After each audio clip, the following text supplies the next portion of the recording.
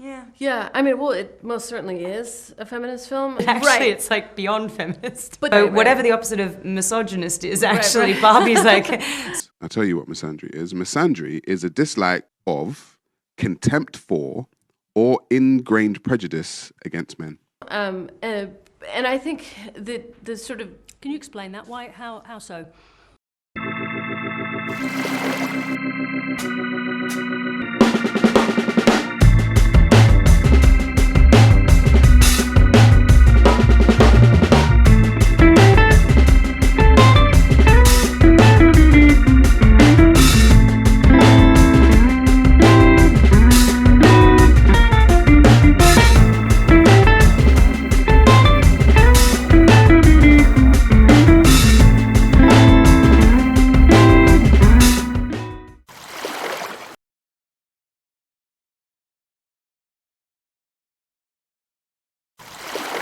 What about Ken? I'm just a dude. Ken isn't something we're worried about. What? All right. This is the very first deep dive for Against the Current. This is our very first movie review. I went to go see the Barbie movie. What is Barbie? Well, if you haven't been living under a rock, we all know what Barbie is. We know the iconic doll, toy, created by Mattel, and they've created multiple cartoons, movies, things like that. Barbie is a 2013 American fantasy comedy film created by Greta Gerwig and her partner, Noah Baumbach. So she directed it and he's written on it. You might be familiar with this couple. Greta Gerwig and Noah Baumbach are a power couple whose relationship timeline stretches across almost a decade. The pair have managed to keep their personal lives relatively secret and shielded from the public eye.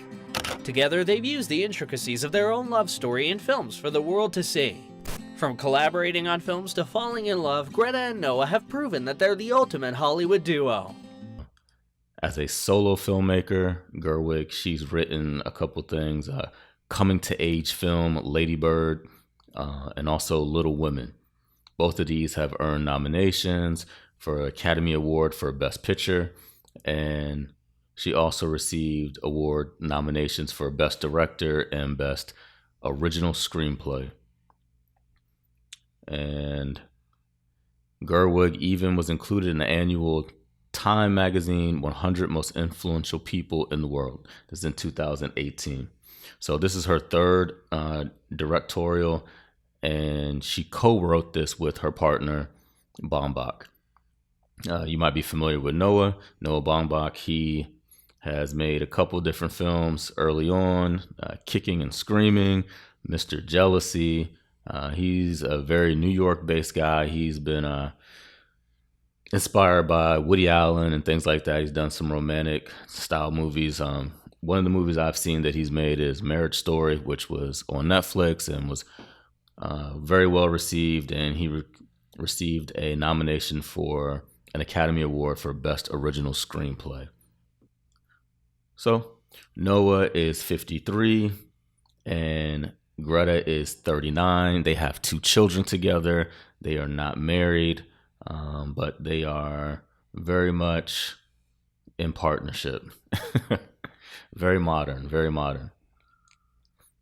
Now, how do you, it's a tricky thing when you've been in a relationship for 7 or 8 years. How do you refer to each other?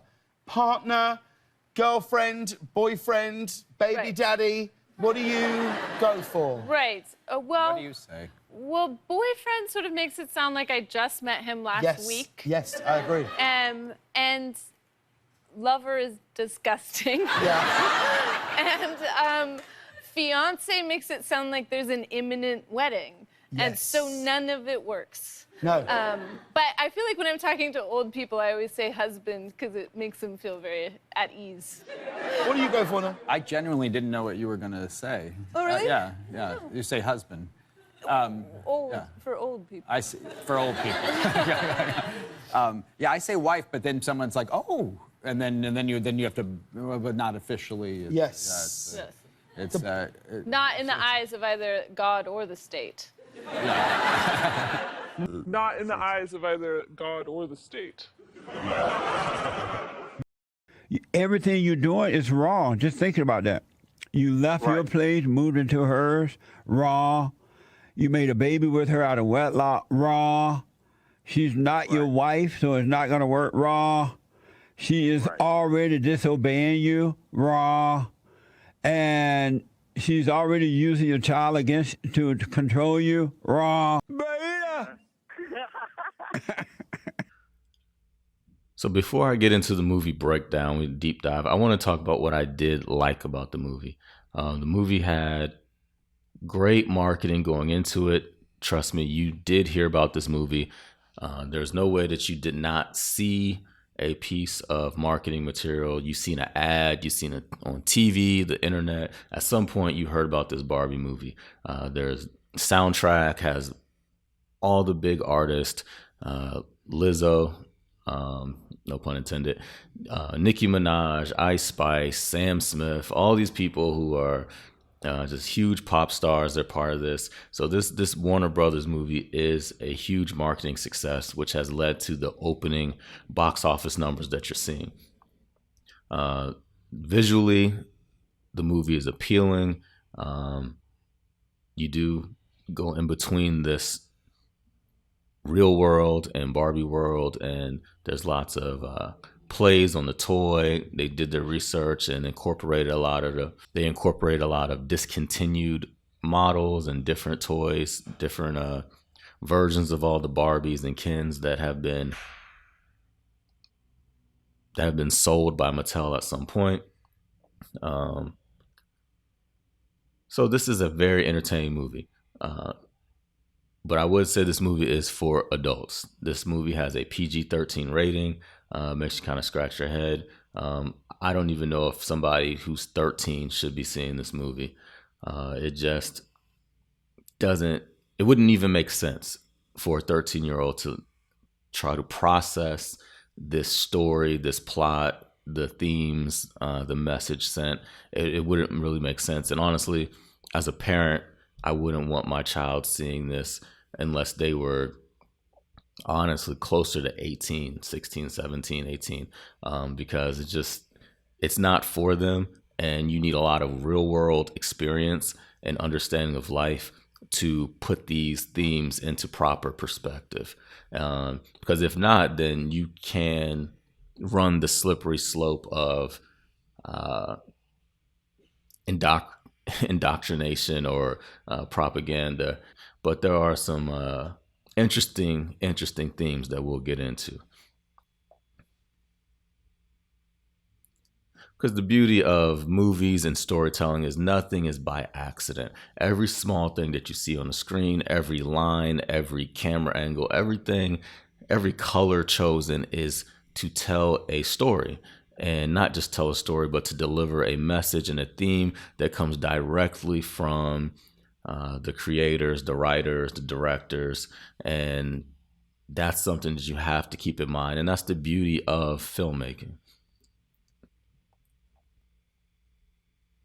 All right, so let's jump right into it. So right from the beginning, there's this opening scene of these young girls playing with dolls, because dolls have been a part of the earliest toys from the beginning of time, because contrary to popular belief, what we're seeing now, women are natural nurturers, and that is part of something that is part of life. So women are natural nurturers, and it's only natural for them to nurture dolls and to see themselves as mother figures, and to, whether it be a plant, a dog, it's perfectly sane for them to apply the same concept to a doll.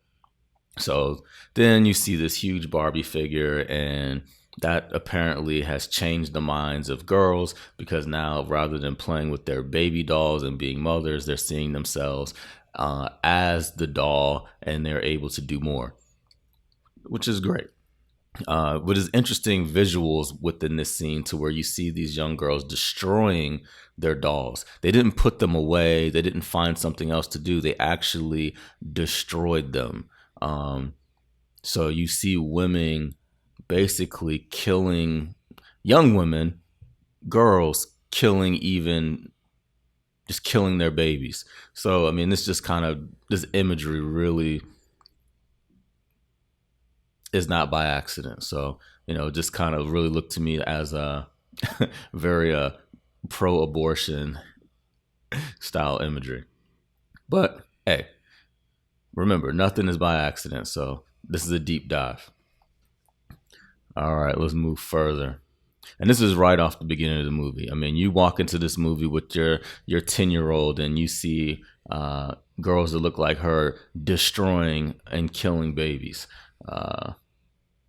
Yeah.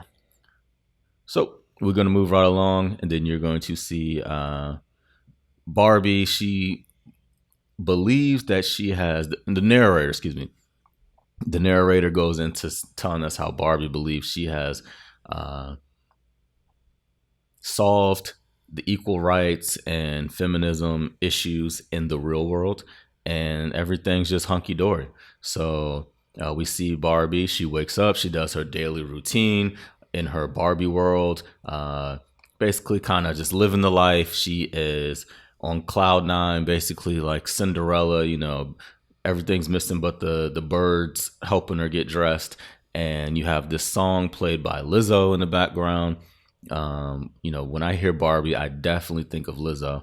And yeah, Barbie's happy. She's happy. Everything's perfect. She's waving to her friends. She gets up, and then she goes and she's walking around town saying hi to everybody, all the different Barbies. And there's even an all-women construction team doing construction. I've never seen that in my life, but in Barbie World, this exists. Then we finally meet Issa Rae. She is the president. She is the Kamala of this Barbie world, I guess. And no, seriously. I just thought it was an interesting casting choice, because when I think of Barbie and Black Barbie, Issa Rae is not what comes to mind. But hey, she's part of this film. And I will say, at least they did not choose to make the plus size Barbie black. We've seen that trope over and over and over again, to where it's just large black woman. So they did not go that route. Good job, Greta. All right. So then we come across Ken. Ken's at the beach. And Ken basically tells us right off the beginning that he needs her. He's nothing without her. And I just thought it was interesting that this was looked down upon. A man needing a woman is the basis of romance. Because if you look at any romantic story, it's not a woman pursuing a man. It's a man pursuing a woman. It is almost a hero's journey in terms of emotion, to where he is winning the heart of this woman, because this is what he ideally wants for his life. So Ken wanting a long-term relationship, it's just very weird that boy meets girl, boy can't live without her, is kind of looked down upon early on and throughout this film. So if we got to think about it this way, if we remove men pursuing women in a romantic way, then basically relationships would cease to exist, because women are not pursuing men on a large scale. But this is the world that Greta and Noah have come up with. So let's keep going. Now we see Ryan Gosling. He's on the beach, and clearly he's an airhead. He's a himbo, right? And they're on the beach, and there's this weird interaction with all the Kens, and I guess there's a joke going on about beach off, and it just gets a little excessive on how they're going to beach each other off. What's beach off? Anyone who wants to beach him off has to beach me off first. I will beach both of you off at the same time. And this is a beginning to a long list of homosexual energy throughout this film.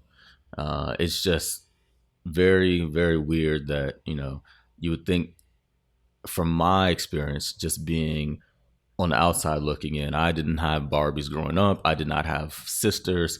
So I never had a Barbie in my own home. And I just seen this stuff from afar, but I always portrayed the Ken character as somebody who was heterosexual because he was with Barbie and he wanted to be with Barbie. And a lot of these Kens throughout this film don't really portray that image, right? I think Kens are meant to represent some parts of masculinity that maybe are considered traditionally toxic, some, you know, some commentary on just like gender identity and expression as well. But what I really loved about Greta's take on it is that, you know, speaking just for the Kens themselves, is that she was very careful not to paint Kens in an evil light. These Kens are not inherently evil, and if anything, these Kens are just like kind of children. If anything, these Kens are just like kind of children.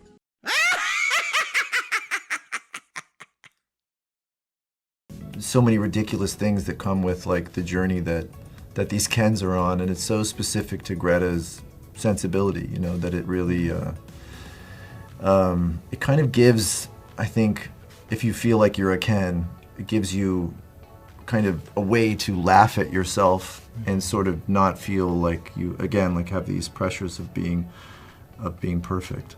Yeah, these guys have their beach off conversation, gets a couple laughs in the theater. It's a little weird, but continue on. Even at some point, you know, within this huge, vast array of different Barbies, there is a Barbie with a very deep voice.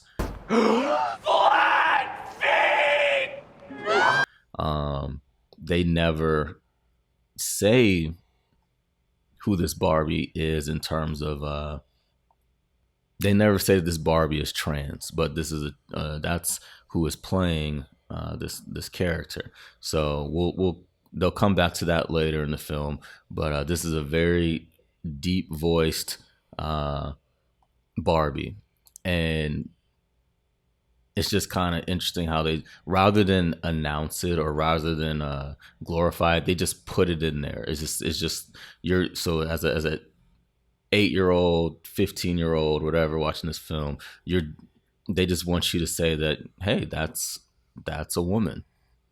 And, you know, I'm surprised this role was not played by Dylan Mulvaney. After all the places that that person has shown up, I'm surprised that wasn't a part of this film. All right, let's go forward. Ken does not have a job. He basically hangs out at the beach. His job is beach. Not even broken, you'll be fine. Shredding waves is much more dangerous than people realize. You're very brave, Ken. Thank you, Barbie. Yeah. You know, surfer's not even my job. I know. And it is not lifeguard, which is a common misconception. Very common. Yeah, because actually my job, it's just beach. Right. And what a good job you do at beach. Which I don't even understand that. But yeah, he wants to show off for Barbie, and that's pretty much what he does. So he doesn't have a job. Ken don't got a job. Interesting. Barbie was created first. Yep. And she, you know, she has a dream house and a dream car, and she has all the jobs, and she's president. Funny, smart, successful, with a big dick and no kids, and tall and dark skin. The list goes on. 2 cars and a Yorkie with a pit bull and a Doberman and a backyard with a lot of land and acres on acres and acres with a hot tub and a business and a company. He a CEO and a entrepreneur. No 9 to 5, but okay. hates me. And Ken we don't even know where he lives. This is like guys I dated in my 20s. What? You laughing a little too hard, ain't you, bro? This is like guys I dated in my 20s. It's just sort of like he's like sort of like an accessory, and so He is an accessory. And when he has no genitalia. Let's Yes, just exactly, say it. exactly. Yes, let's just put that out there. I'm a man without it. All right, we fast forward. Barbie is hosting a huge dance party at her house. Ken wants to come over, and she's like, yeah, come through. I'm throwing this big shindig, and, it turns into this huge disco party. And at the end of this, Ken is like, hey, can I spend the night? And she just looks at him like, for what? And he's, I guess, a little clueless himself. He says, I don't know. But clearly Ken wants to be with Barbie. He wants to spend time with her. He enjoys her company. He wants to be with her. And she says, no, you can go now. I don't want you here. And she makes it very evident that this is my house. It's Barbie's dream house, not Ken's dream house. Right, as always. And I'm going to hang out with the girls. It's going to be girls' night forever. Yeah, that's right. Forever. Forever. So he kind of sulks off after being rejected. And, it's as a man watching it, you're like, wow, from the beginning you're just seeing this Ken character be rejected over and over again. And he's kind of dealing with these feelings. And Barbie, which I've never seen this version of a Barbie, but I could be wrong. I've never watched any of the cartoons or other intellectual properties that go with this. She's not interested in Ken. And it's not even Ken personally. She's not even interested in men. It's weird. But she's also, she's clearly, it's not like she's a lesbian. She's not interested in women. She's just interested in herself, which I thought was an interesting thing. She's interested in herself. She prioritizes her friends. And Ken, even though if you would look and say, well, all right, well, Ken's got some good qualities, they're not enough. I told him, I said, why can't I have it all? And I really don't want to settle, because I could have settled with a bunch of these raggedy muffins. I don't want to, like, I want it all. Yeah, I want the love. I want the man, and he was 100% faithful to me. If I love you, like, you better not ever cheat on me. Yeah, bitch, I'm about to say, you better not ever cheat on me. Yeah. Like, what? I'm about to say, okay. Please. No, I don't think it's all the way realistic. It exists. No, but seriously, if I could have all of those things. And she's not satisfied with this Ken or any other Ken. So then during this party, Barbie lets out this weird, and this what gets the plot going. She says, something along the lines of, has anybody ever thought about death? Do you guys ever think about dying? And, this is this huge record scratch moment, and it's just like, whoa, what are you talking about? We don't do that here in Barbie Land. She's having suicidal thoughts, but it's no biggie, because then the party resumes, and then she kind of plays it off, and you're like, whoa, where did that come from? So the next morning after the party, Barbie wakes up and she goes through her wake up routine montage again, and it's less Cinderella and more modern woman. She's kind of disheveled. Her waffle is burnt in the morning. She's not glowing.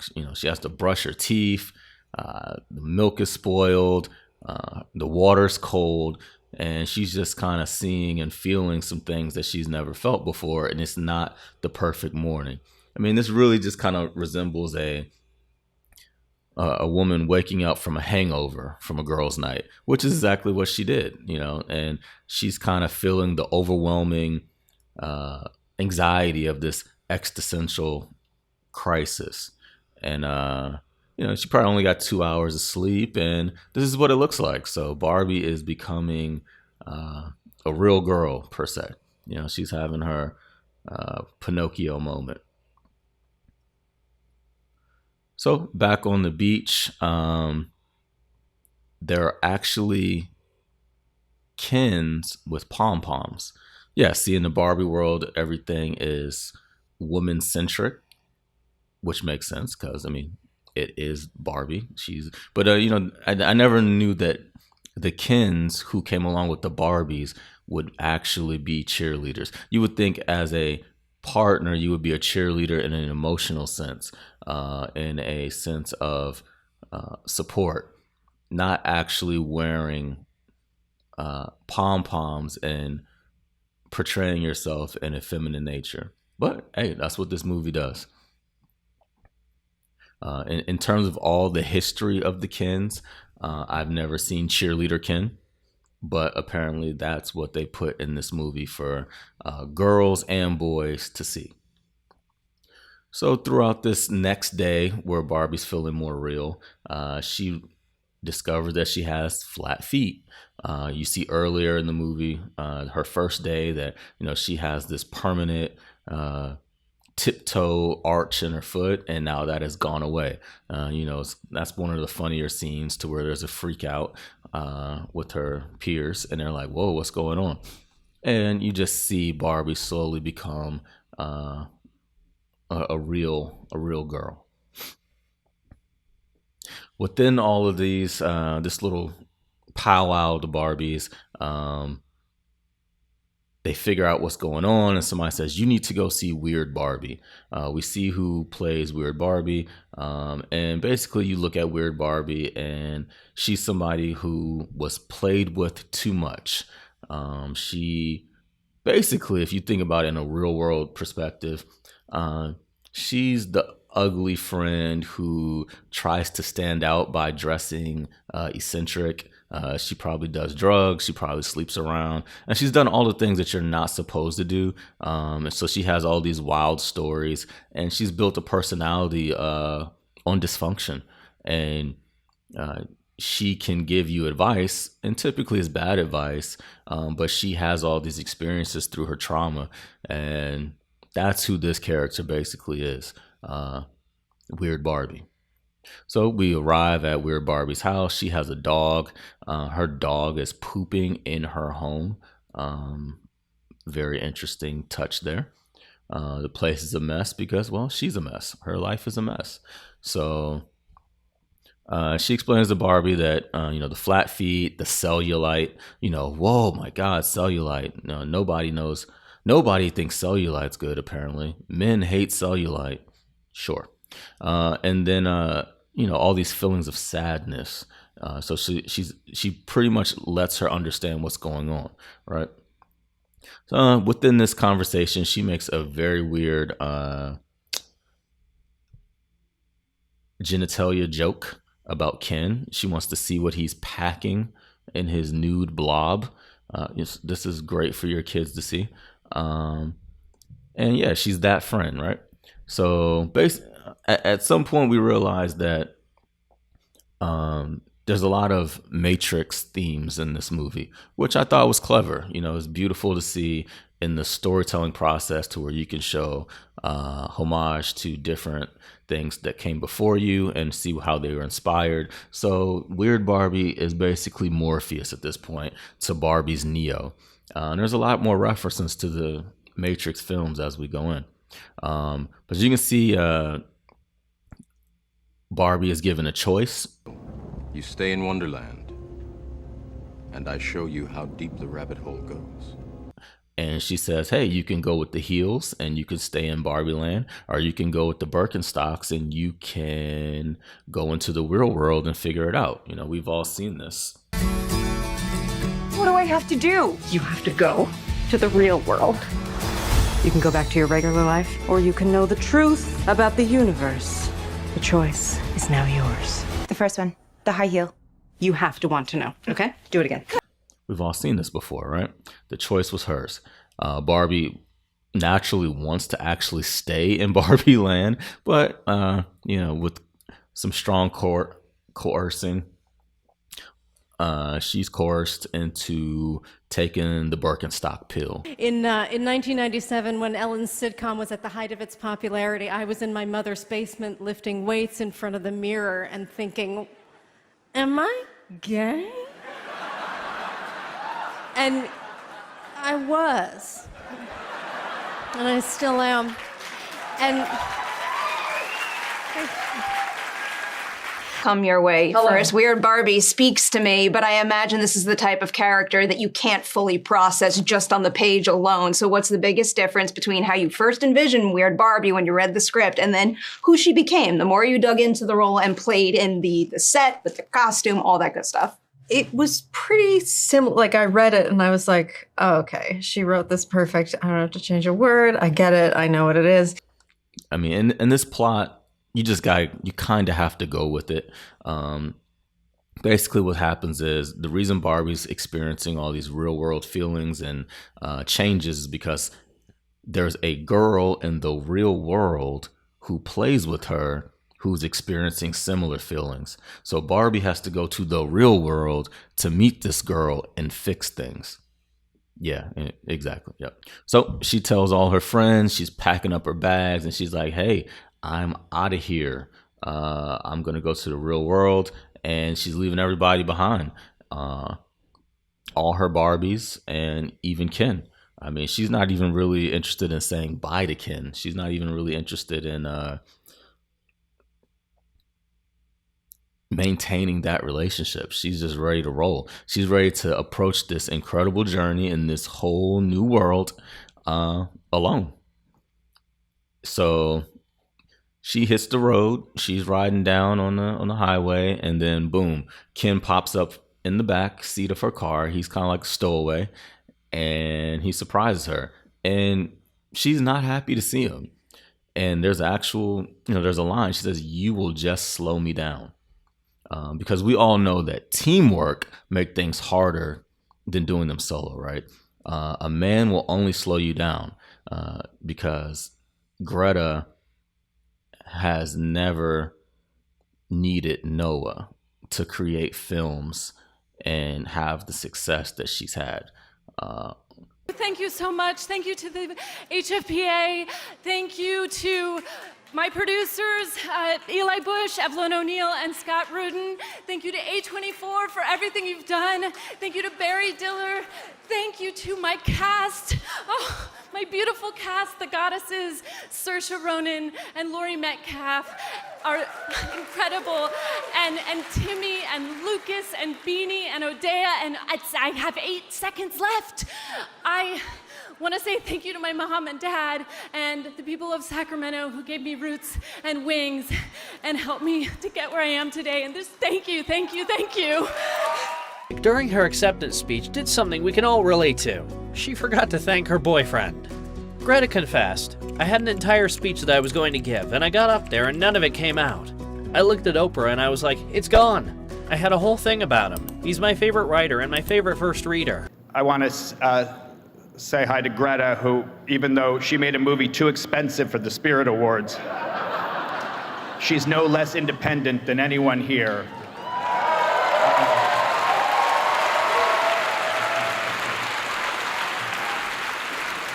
You're amazing and my inspiration and everything. Thank you for this. It's really nice. Thank you.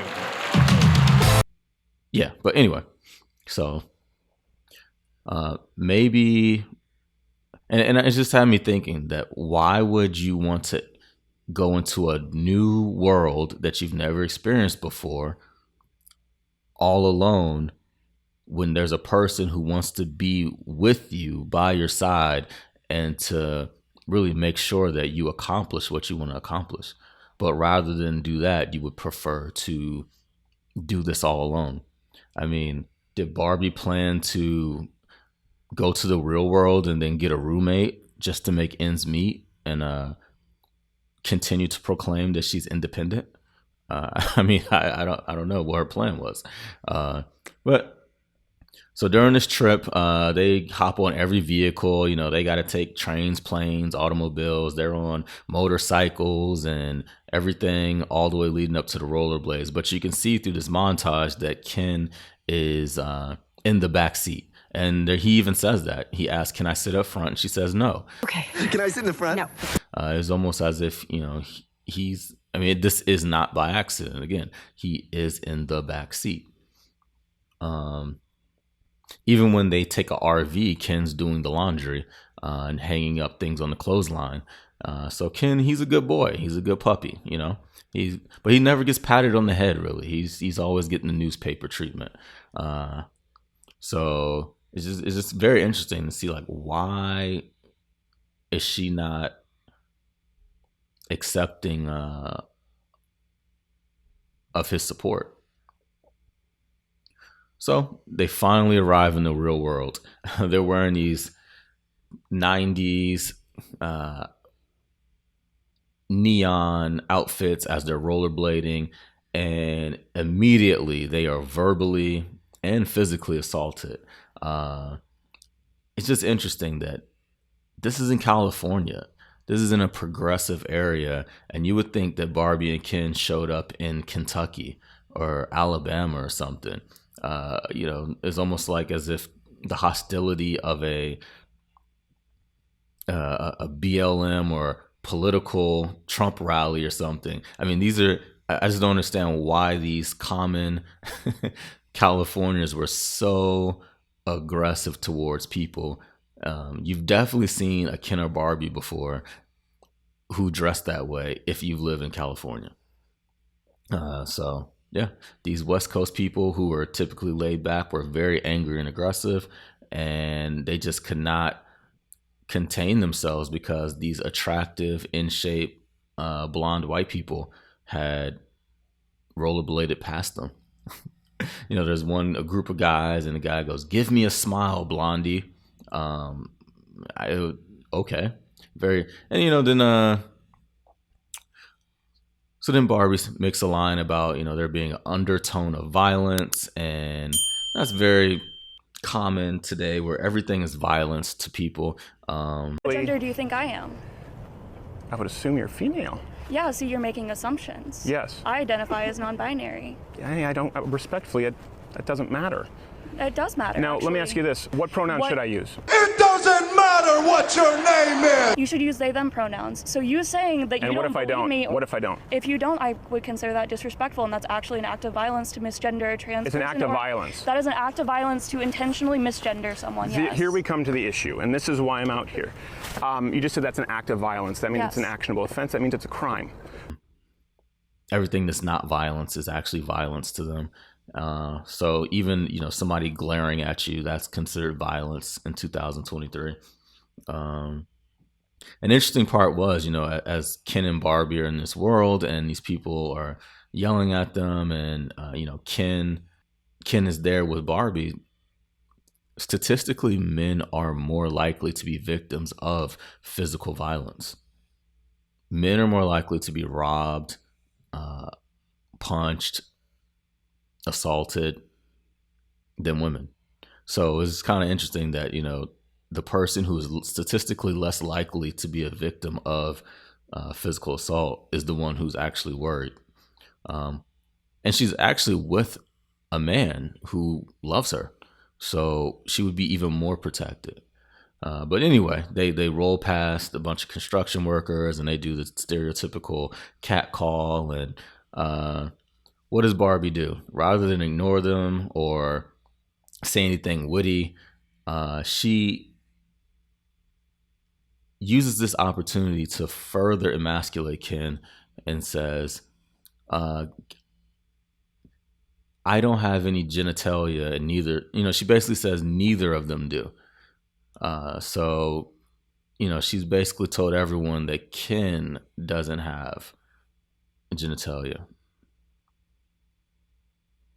Do you see the theme here? It continues, right? And you'd think, you know, in this dangerous world where these people are aggressive towards her, she would lean in and want to de-escalate things and actually see Ken as a place of protection, but she does not. She still sees herself as an individual, and she has these independent thoughts. And then the moment happens, some guy comes up and slaps her butt. And rather than Ken step in and defend her or retaliate or, partake in violence himself, no, Barbie knocks him out. She turns and punches the guy. And, this is almost like a Queen Latifah UNITY moment. And so Barbie goes to jail for assault. And even the cops are creeps. They make sexually charged comments towards her. And Barbie is in and out of jail. They steal some clothes. They're wearing their ridiculous cowboy outfits. And you're just seeing Ken. He's a puppy in this new world. And he even has to ask for permission to take a walk. And he wanders off, still kind of maintaining eye contact with her. And she's like, yeah, man, get lost. Go check things out. I need some space. And this is where things start to change for Ken. Ken goes for a walk, and he's basically starts to get red pilled. If you're not familiar with that phrase, I mean, it's pretty much what a lot of people are saying in terms of the Matrix reference to where there's men who are blue pill or red pill, and it's kind of seeing the world for what it really is and seeing kind of a less sugar and spice version of dynamics with women. And this is where Ken, coming from Barbie World, was very what you call blue pilled, and then he's in this real world, which is red pilled. And again, this is very similar to a lot of the themes in the Matrix.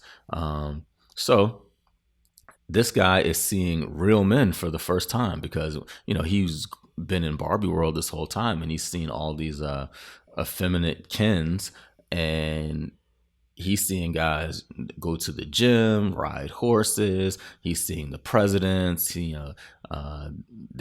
seeing just all of which would be natural masculine behavior. He's seeing beer commercials, and he likes it. And I thought of this as a very interesting scene because this would be like a young boy who's grown up in a single mother household or maybe has sisters, and he's not really been able to navigate in the world independently because he's been kind of smothered and mothered to a degree to where his thoughts are very aligned with the mother's thoughts in the hive mind that comes from that home.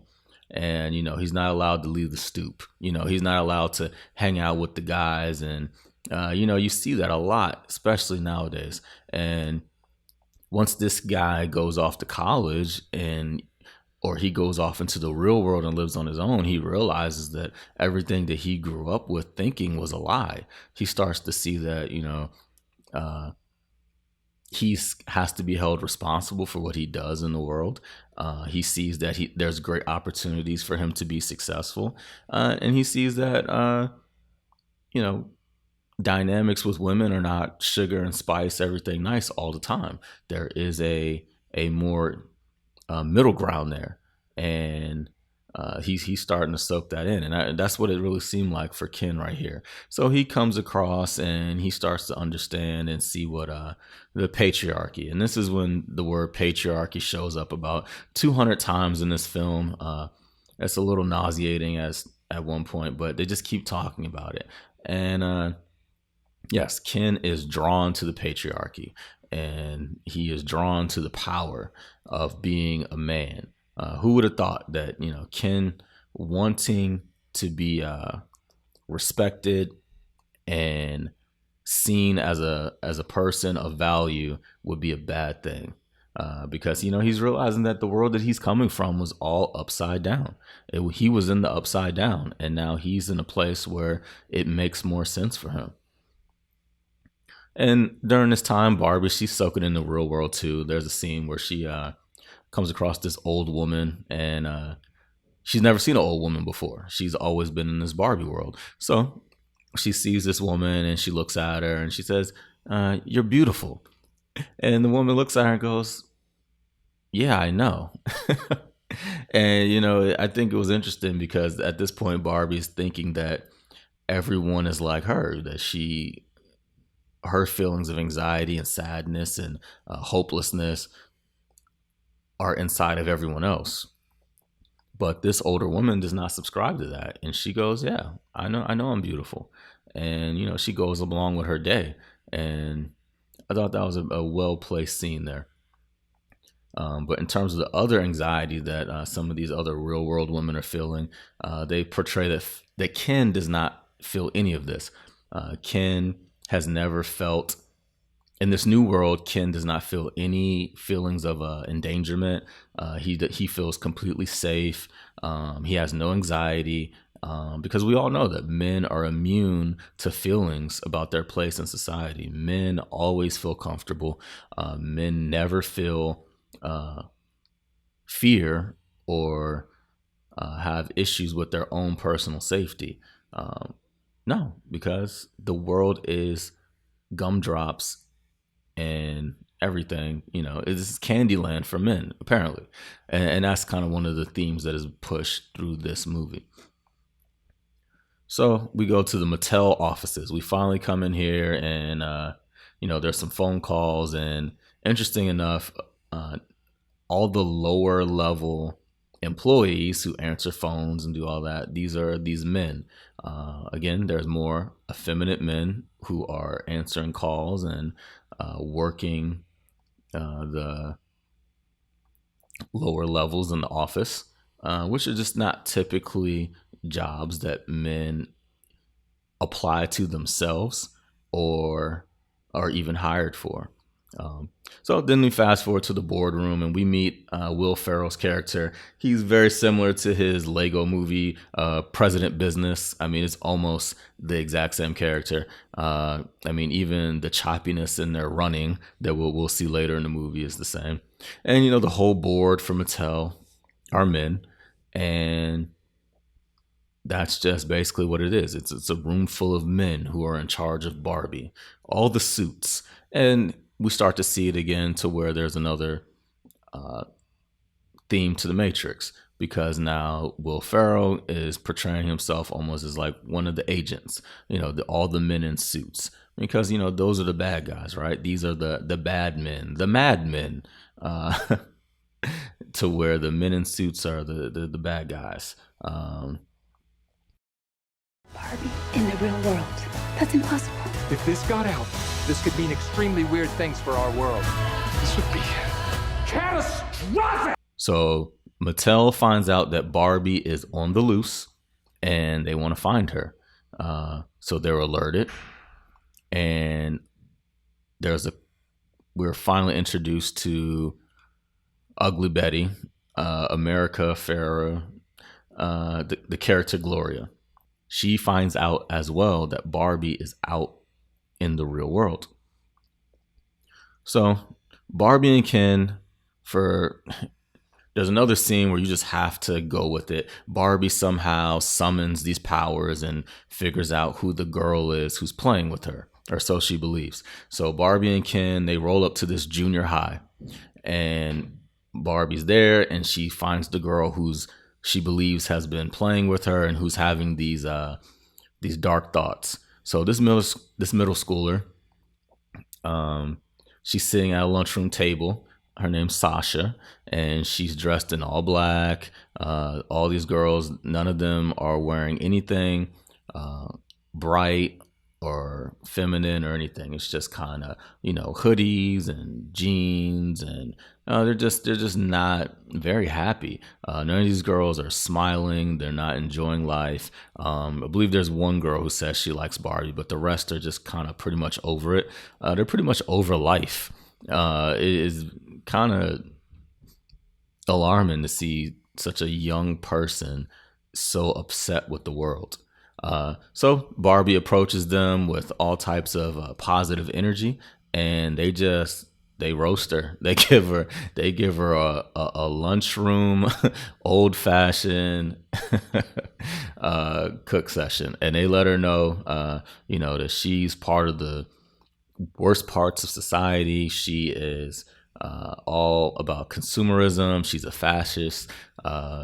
She represents all the wrong things. She puts forth an unattainable body image, and Barbie runs off in tears. She's pretty hurt. And the message from that little speech was like, do not be attractive. Don't be hot. Don't be happy. You're the problem. And your attractive traits are going to make me feel bad, and I don't like it. So if you get ugly and get unhappy, I'll be friends with you. But if you're going to be positive and attractive, then you're part of the overlying problem.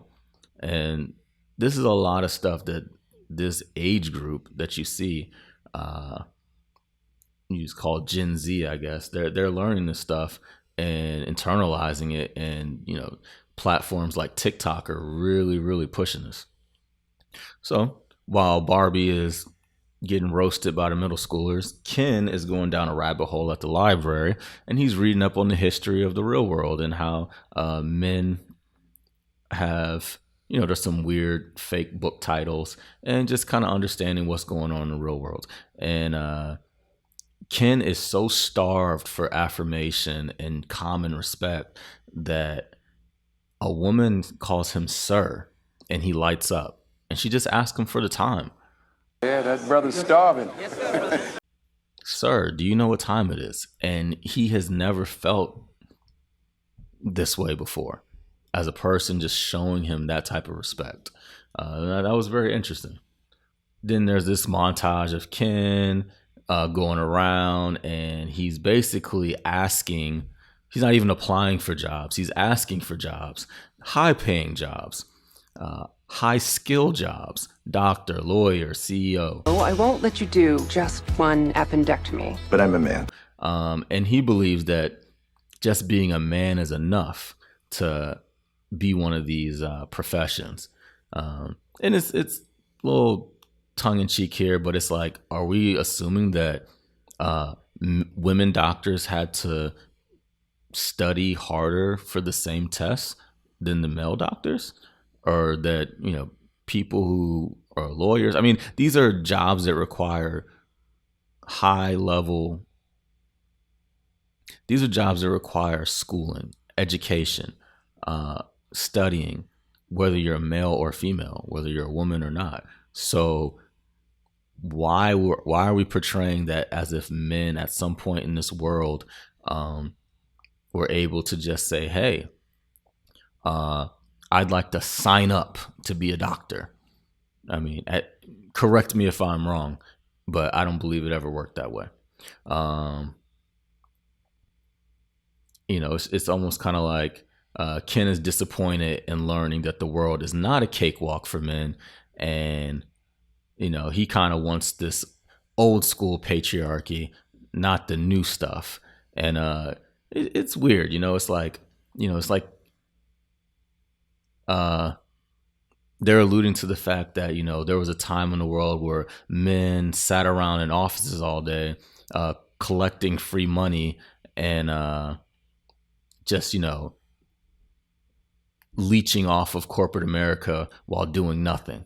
I mean, if Ken wanted to do that, he probably should have just applied to be a DEI a DEI officer or agent. I don't know what they call these people, but there's a lot of these new jobs popping up in these businesses, and that seems like a grift or a hustle if I've ever seen one. So we go back to Barbie, and she gets picked up by the agents. They find her. The Mattel company puts her in the black SUVs, and they bring her back to the building,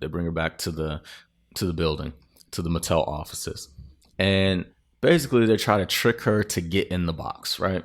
This is a very, very weird scene. They're pretty aggressive. It's kind of creepy. And here is when Barbie starts to outthink these guys, apparently. And, she starts to ask, well, can I speak to the woman in charge? And of course, that's the joke. There's no woman in charge there. It's just a bunch of guys in suits. Yo! Hold up! Time out! Time chill. You need to cool that shit out. And that's the double truth, Ruth. And then there's a line coming from the effeminate secretary man, and he says, "I'm a man with no power. Does that make me a woman?" And it's a little weird to this point where now it's like the Western world has forgot what a woman is. So now we have confused adults who don't know what a man is or what a woman is. And I mean, what a time we're living in, where an adult man with a job and an education to get that job, he's pretending he doesn't know what a woman is. He doesn't know what a man is. All right, so get in the box. You know, this is very this is kind of date rapey or whatever, right? So Barbie outsmarts the guys, and she makes a run for it. She's running through the office, and this is alluding to the Matrix again. This is very similar to the Neo scene where he's running through the cubicles, and for some reason all these men are very slow and stiff and forgetful. I mean, Barbie's out here moving like prime Mike Vick, and these guys can't keep up. And even when they do keep up with her, they're too stupid to recognize who she is, and they don't grab her. So she finds an exit down the hall. She runs through, and she goes into this closet. She's in this closet, and she finds this woman sitting. This older woman, she's sitting, sipping tea, and it's like, oh, wow, okay, so this is the Oracle. What do you think? Do you think you are the one? This is when Neo goes and visits the Oracle. And, you know, it's basically Carla from Cheers. Excuse me. Well, if it isn't Rebecca of Skinny Brook Farm. Or Ruth, as she says, right? And they have some girl talk. She drinks some tea, and she tells her that, hey, you know, there's a secret exit, and if you go down the hall or whatever, you'll be able to get out of here. So Barbie says thank you. She makes a run for it, and who's waiting for her once she leaves the building? Ugly Betty and her angry emo daughter. So they hop in the SUV, and the girls are being chased by the agents. A little bit more of the Matrix feeling with the car chase, and you know, Barbie's getting acquainted to say, you know, who are you? What's going on? And Gloria's saying, hey, yeah, you know, I work at Mattel. And there's a phrase or a line that says, I couldn't be like you, so I made you more like me. And that's a very telling phrase, right? Where this is the theme that you're seeing, not just in this movie, but in general. I'm too pressured, and not even pressured. Let me rephrase that. I'm feeling so inadequate in your success that I would rather you dim your light to make me more comfortable. And this is what the theme of that is what this theme is toward this employee wants for Barbie. This employee wants Barbie to not to be Barbie. She doesn't want to use Barbie as a symbol of something that I can aspire to be, or to just say, man, Barbie's amazing and she has her own life and I have my own life and I'm amazing in different ways. No, she wants Barbie to be lowered so that she can feel more comfortable. And that's just kind of weird behavior. You don't really see that amongst men. And that's a very weird thing. All right. So they're driving. And at one point, the daughter says, hey, Mom, how'd you learn how to drive like this? Because, you know, she's basically doing all types of fast and furious skills. You would think that, you know, the common person would not be able to drive this way. But, of course, she can. And then Gloria says, well, there was a guy. Then the daughter interjects and says, oh, was it Dad? And she just goes with it and says, yes, oh, it was dad. And then, they zoom in on Barbie making a funny face, alluding to the fact that, yes, Gloria had a life before her husband and her daughter. The husband is this is the first mention of the husband. At some point, I thought that this was just a single mom. Believe me, as a busy single mother, or I shouldn't say single, as a busy mother, sometimes when you got the husband who's president, it can feel a little single. And it's fair to say that anybody who does this has a sickness in their minds, regardless of what they think their motivations may be. But they allude to the husband, they show him, and basically he is just a basic stock issued liberal white man, and that's who she married. And he has no English speaking lines in this movie because he's just kind of hanging out using some language learning app to learn Spanish. That's pretty much the extent of who this husband is. So within all of this, AOC and her daughter decide to go to Barbie Land with Barbie. And they're like, we got to get out of here. They don't call the husband father and let him know what's going on. They just make their decision and they're gone, right? I love rollerblades. Where are we going? Barbie Land. What? Mom, are you really gonna let Barbie take you and your tween daughter to an imaginary land? Yes, and you wanna know why? Because I never get to do anything. I didn't even go on that cruise I won at your school raffle because I didn't have enough vacation days and your dad's allergic to sun. Oh. What about Dad? You can't just leave him. He'll be fine. Yeah, he'll be fine. Ready for fun? As they're on their way back to Barbie Land, they let us know that Ken has transformed Barbie Land into the KenDom. And, they do a nice little remake scene of the Top Gun volleyball scene. And the women are the cheerleaders now.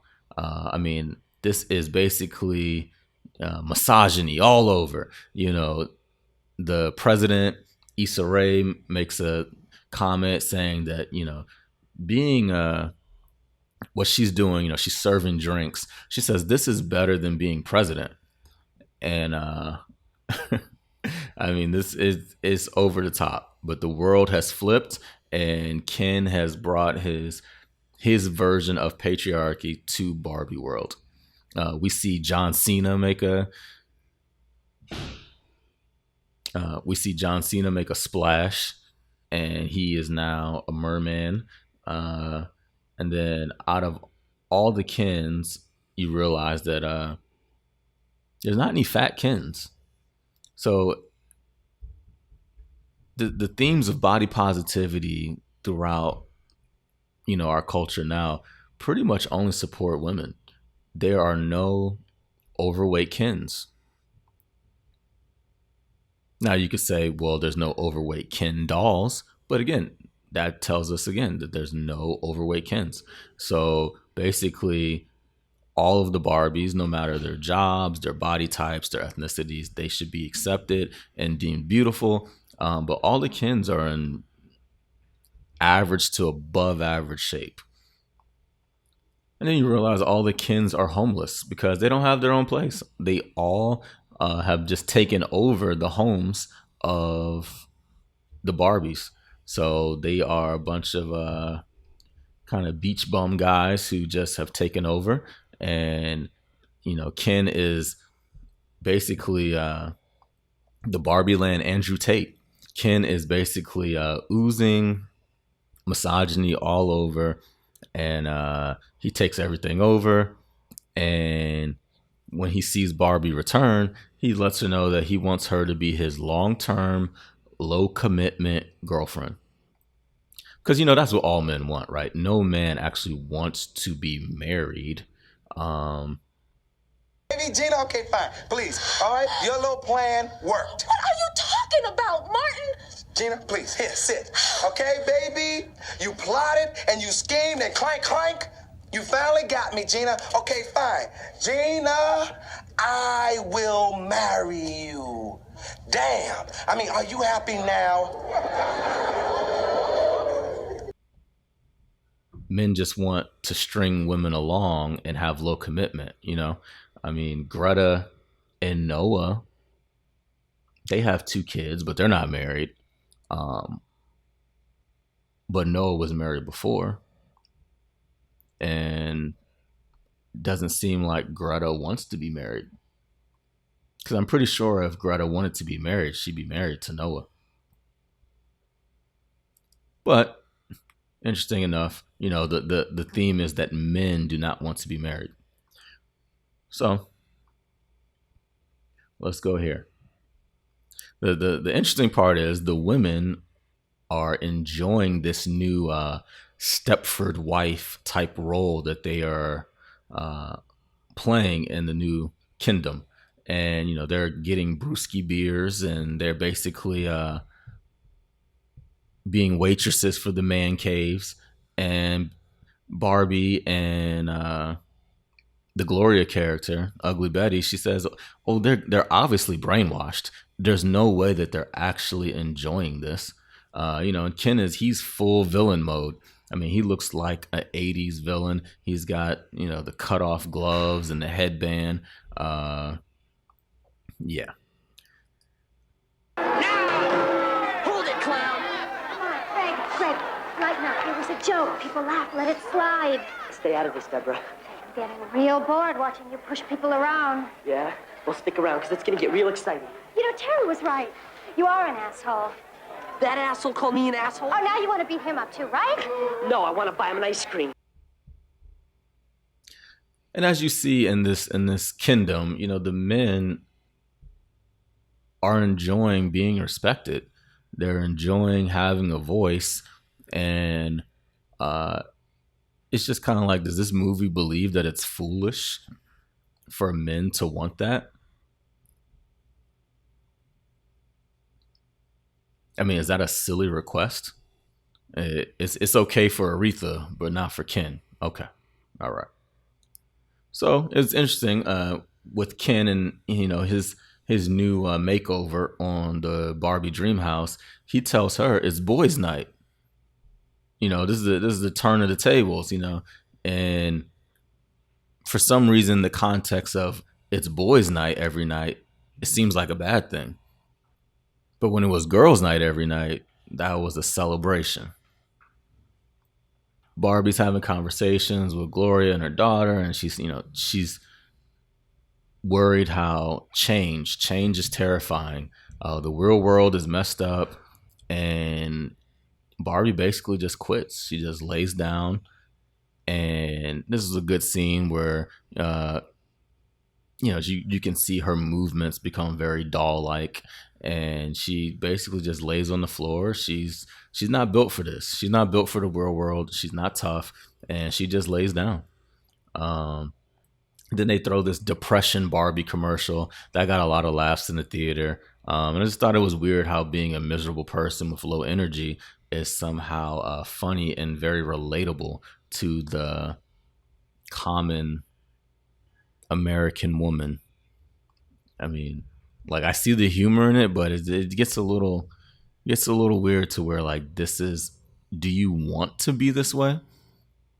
Like, are you romanticizing poor mental health? And is that why you don't like Barbie? Because Barbie is projecting an image that has high self-esteem. So this plot, you know, it's a little all over the place at times, but it's still somewhat enjoyable. So then AOC and her daughter, they go back to the real world. But Alan is a stowaway. You know, Alan is the only non-Ken guy in the real world. Excuse me. He's the only non-Ken guy in the Barbie world. This is played by Michael Cera. And geez, this guy is, I mean, I think his name's Alan because he's kind of like an ally. And he is just not masculine at all, right? And on their road back to the real world, they come across a male construction team, and they're building a wall. Yes, they're building a wall. You see what they did there?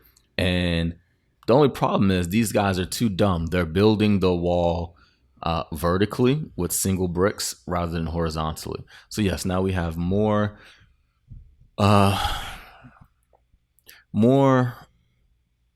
imagery of men being stupid.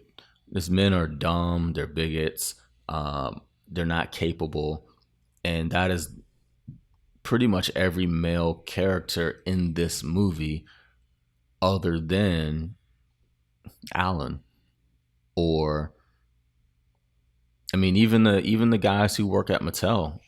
It's just that is what every male character is in this movie.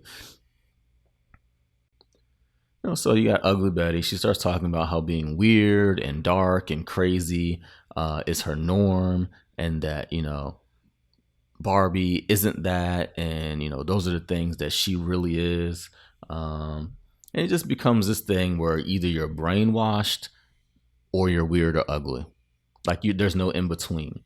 As if girls cannot like sports, wear dresses, and value marriage. Like you need to be an extremist.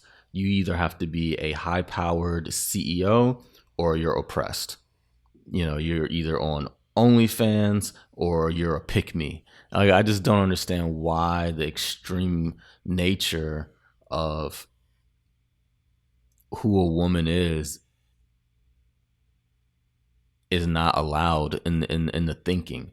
Like we see a lot of nuance in the real world, and in this film, these characters, whether it be the mother Gloria or the daughter, the middle schooler, they act as if these are not options, as if you can't have a multifaceted life and pretty much choose your own adventure. And then that's when they get into this "you go girl" speech that Gloria gives Barbie. That Greta was asking me to play the character that is a human, exploring what it means to be a human through like the lens of Barbie. Yeah. The things we create and the meaning we make of those things. And that speech, without giving away too much, is sort of like the thing that bonds Barbie to the real world and bonds Barbie to the human experience of like, here's this intersection where like, whether you're an idea or a real woman or a projection of something, like we live within these boxes that are imaginary and yet very powerful. What? Gloria is so, the speech is so beautiful, and it still makes me cry, even though I've seen it like 100 times more, 500 times, is I think, there's just an outrageous expectation we all place on ourselves to walk some impossible tightrope. And it's like too much this way, too much that way. And I think everyone lives with a certain amount of anxiety. She tells her that, you're the best, you can do everything. And then she goes into how it's literally impossible to be a woman. I think Dylan Mulvaney would say, "Hold my beer." But yeah, it's literally impossible to be a woman. And she goes into saying, you have to make money, but you can't be poor. And it's just everything's too hot or too cold. And basically, this is the burden of being a woman. You have to be strong, but then you have to pretend to be weak. You have to do all these things, which I understand the points, and I understood the concept of the speech. But it's just lacking nuance. And if you're feeling this way personally, it's probably because you've put some of these own thoughts on yourself. So stereotypical Barbie, who is Margot Robbie's character, she's upset because she goes, "I don't have any skills." She looks around, she sees all these other Barbies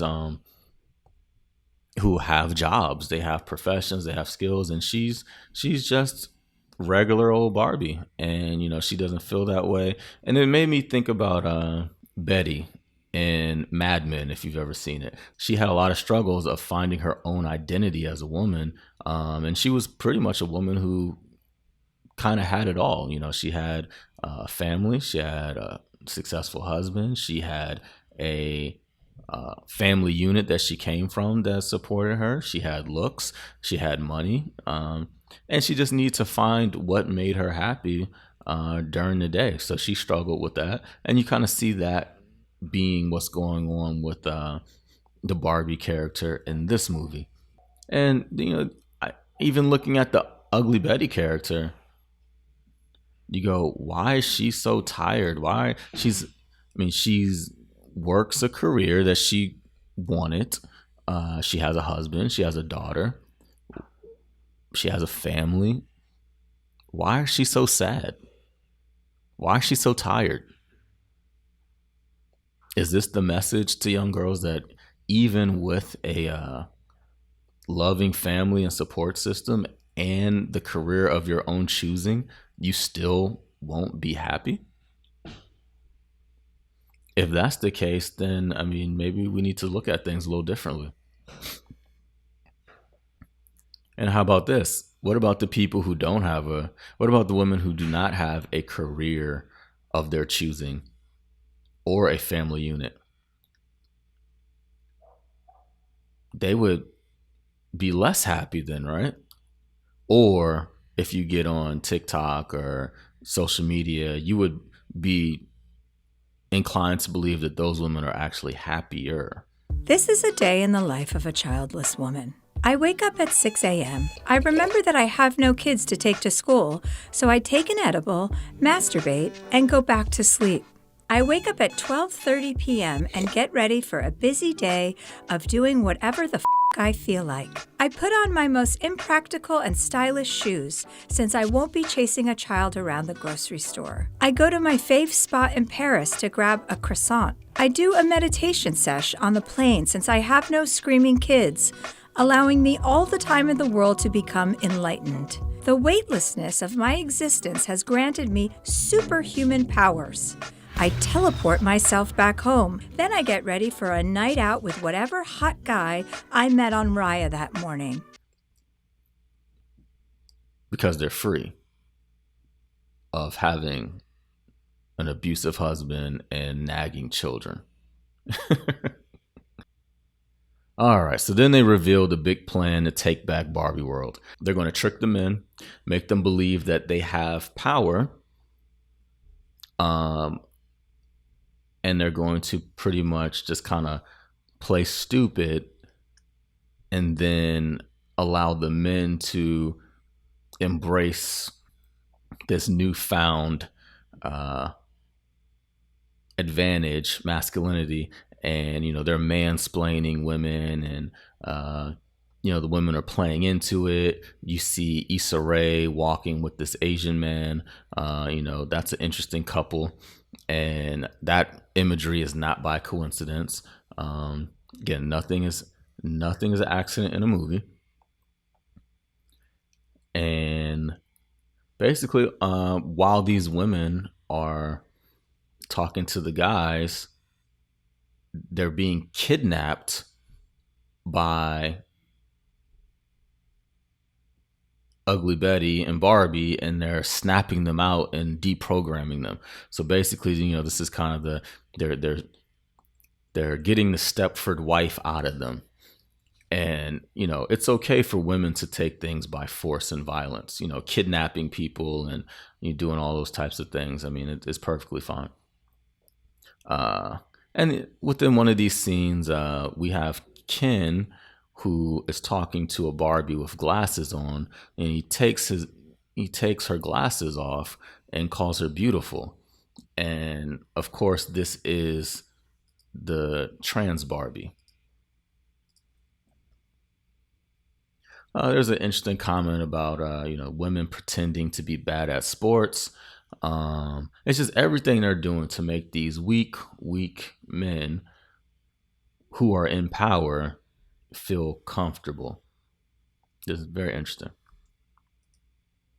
And at this point, Barbie opens up to Gloria Ugly Betty, aka AOC, and she lets her know that I don't really like Ken like that. Like, but still, she uses that to her advantage because she knows how Ken feels about her. So she goes and meets with Ken, and she agrees to be his long-term, low commitment girlfriend finally. And Ken is ecstatic. He's happy that Barbie has committed to being with him. This is something that he's wanted the whole movie. She's being respectful towards him. She's showing him a crumb of affection, and he's excited. So, he goes into this song, playing the guitar and about, how they can be together, and he doesn't know if he's good enough, but it might work. And a lot of basically then they go into all the Kens. All the Kens are on the beach playing guitar. And this is just the cringe-worthy romantic gesture that I guess guys are doing. I mean, you've seen it on a lot of dating shows. I just want the real thing. I just want the real thing. Where guys are singing and playing guitar, and man, you got to know your talent level. If you're not Usher, don't do this. Usher, he knows how to use his elite entertainment skills to make women feel good. If you're just a guy with a guitar and a mediocre voice, don't do it. Don't do it. You have a beautiful smile, Sarah. Sarah, smile. Woo! Oh, won't you smile and welcome me? Song. Sarah. Oh, wonderful. Thank you, baby. Oh, God. That was beautiful. This is what I do. Oh, this is, Tom. Yes, I'm Tom. Just Tom. Hey, how you doing?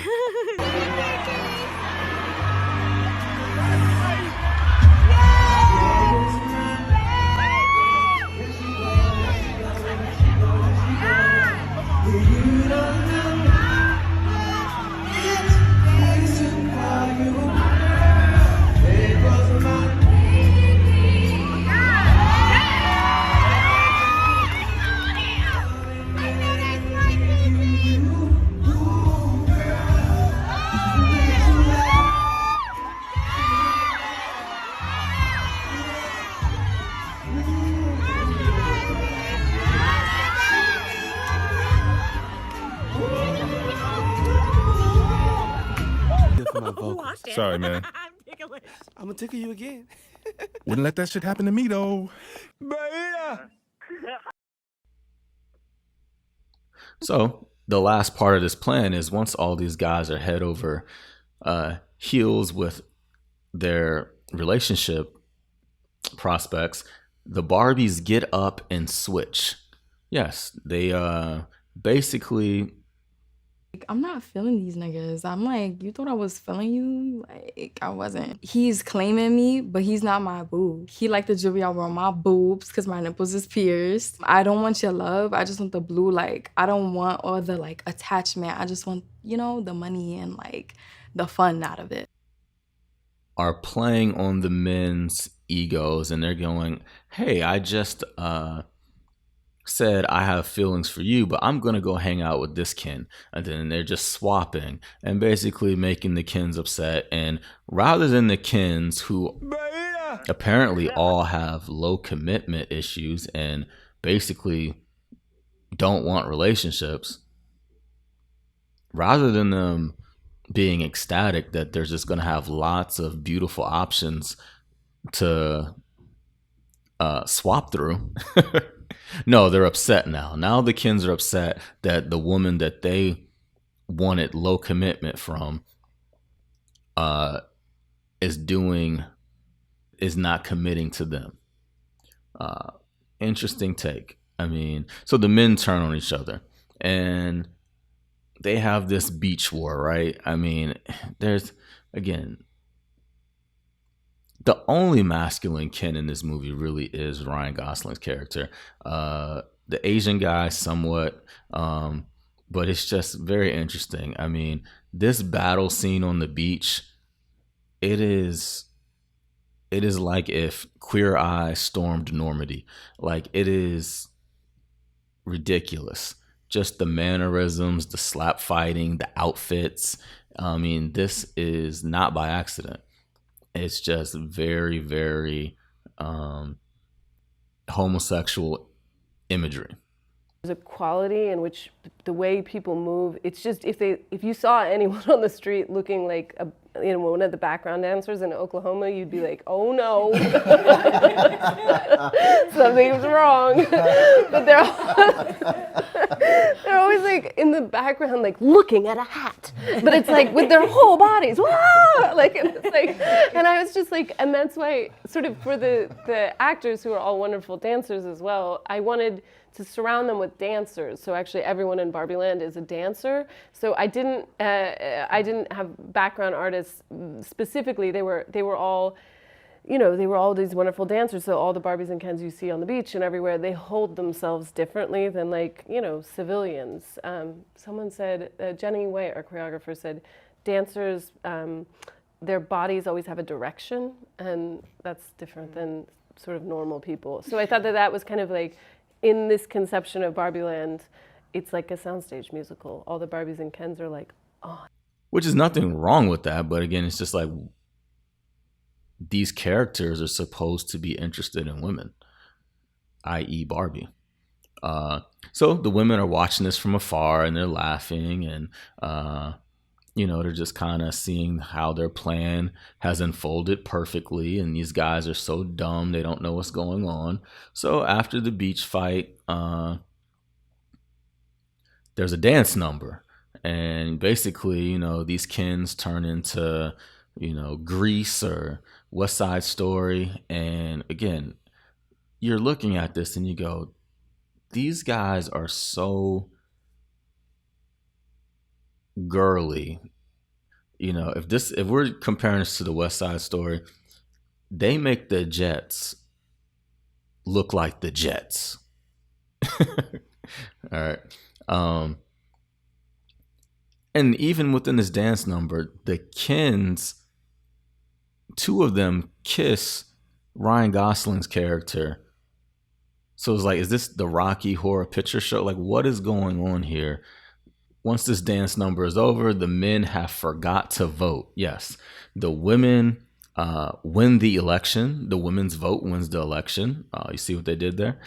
And Alan, the ally, he dances with the women as they have retaken power in Barbie Land through voting. Ken has an emotional breakdown.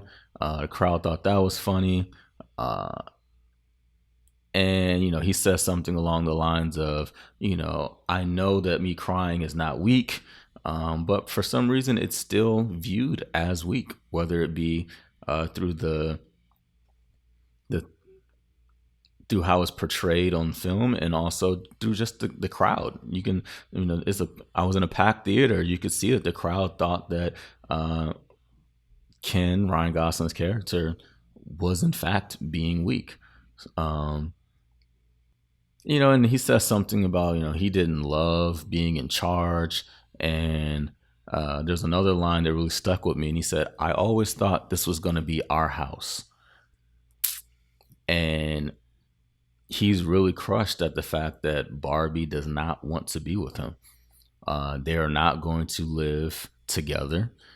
She does not want this relationship.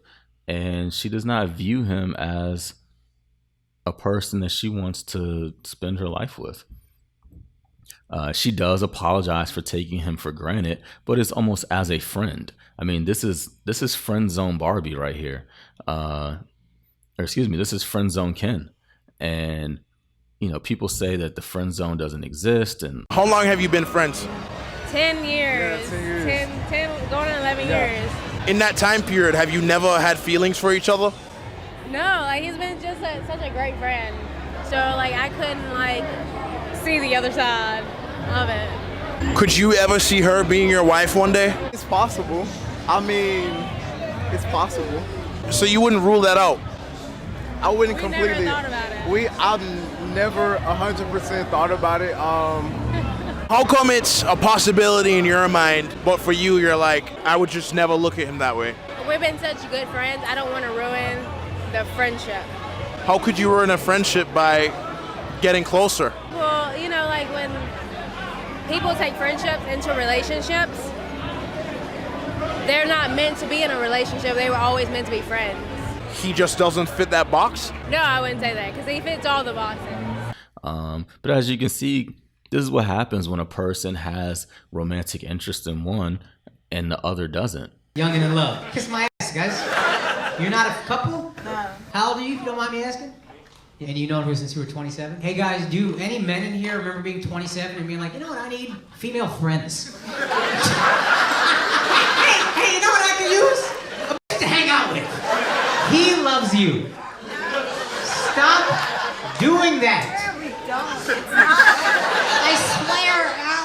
You swear, he don't. Who bought the tickets? Answer this question. Who bought the tickets? Yeah, you did. Yeah, you did. Yeah, you did. Yeah. Hey, this motherfucker paid for VIP and you ain't giving him nothing? I'm so sick on his behalf. I've had enough of the lies. If you pay for her bill, you're kicked out of the show. I'm telling you that right now. Move it.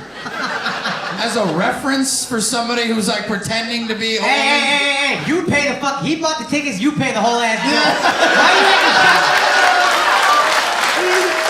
And typically this is what happens. So you have a man who has strong feelings for a woman and he pursues her and she says, no, I'm not interested in that. But throughout this whole time, she has, I don't want to use the word used, but she has benefited from his presence to where, you know, she has been able to have friendship from him. He went along with her on her journey to the real world. She's had just a lot of boyfriend type experiences with him minus the romance. So she's gets companionship in a way from Ken, but he's not receiving the romantic aspect that he wants from it. And really, in reality, Ken was better off just moving along. Right after the dollhouse dance party at the beginning of the movie, she expressed that she didn't want him around. She did not, she wanted to do girls' night and she didn't even know why he was there. She was like, what are you here for? Ken probably should have went off and found somebody else who was interested in him.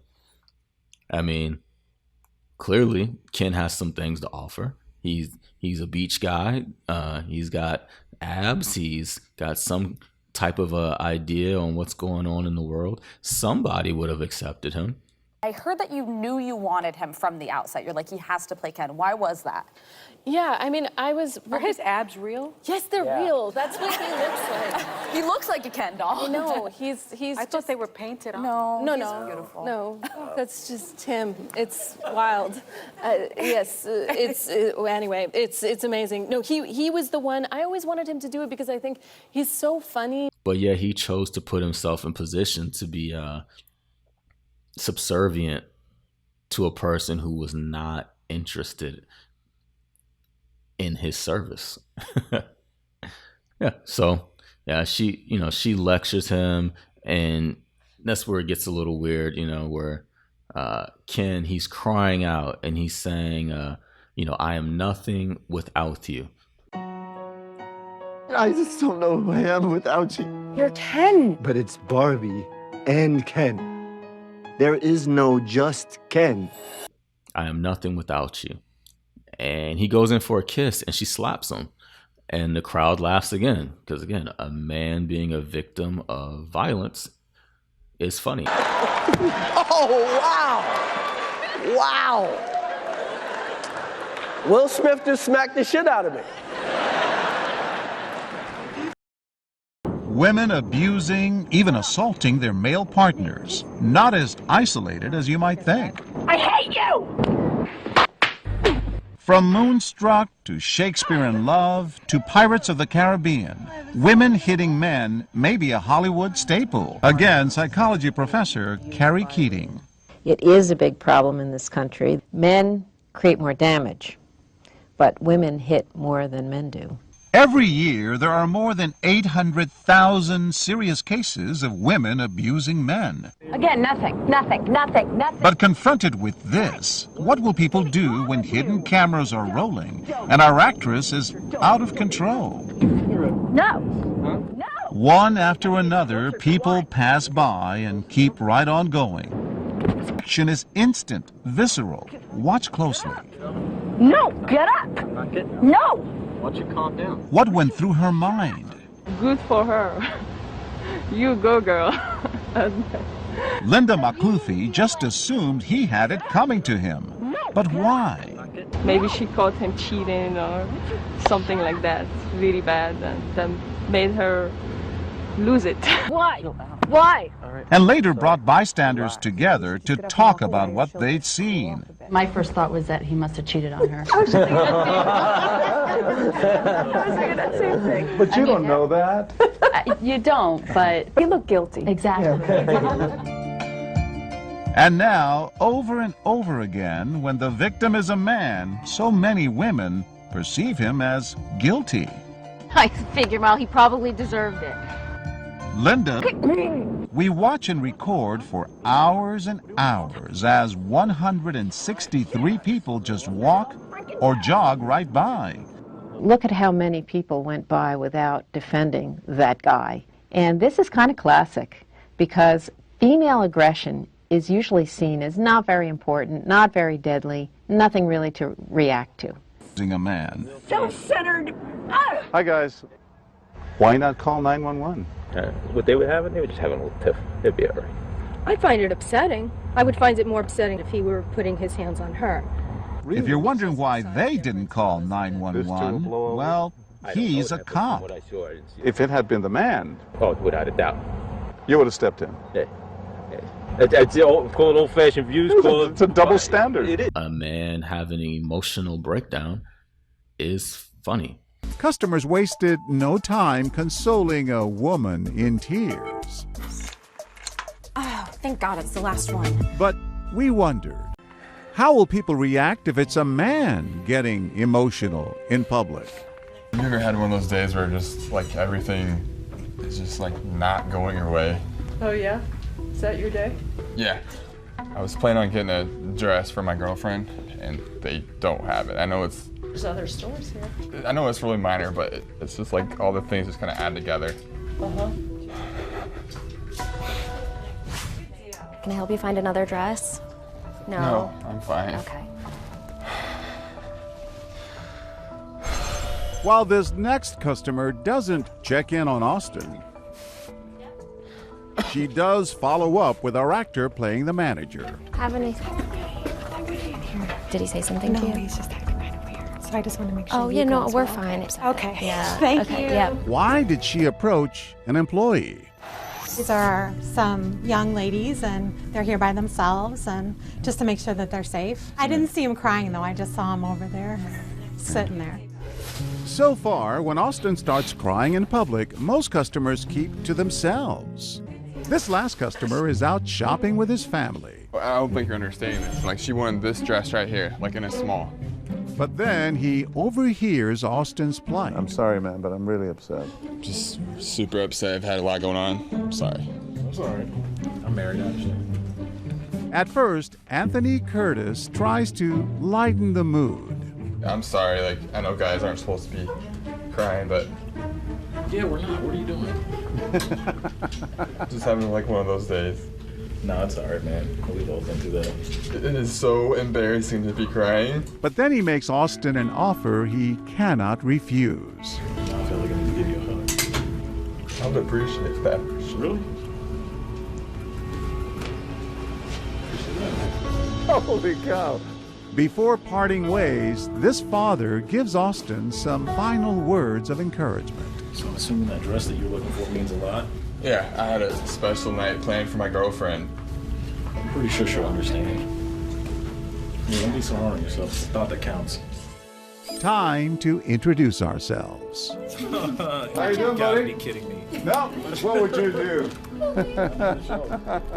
Ironically, we just had a conversation this weekend about me not crying. I haven't cried in like 15 years. Yeah. But yeah, I offered to give him a hug to console him. So. And you meant that? Yeah, I really meant that.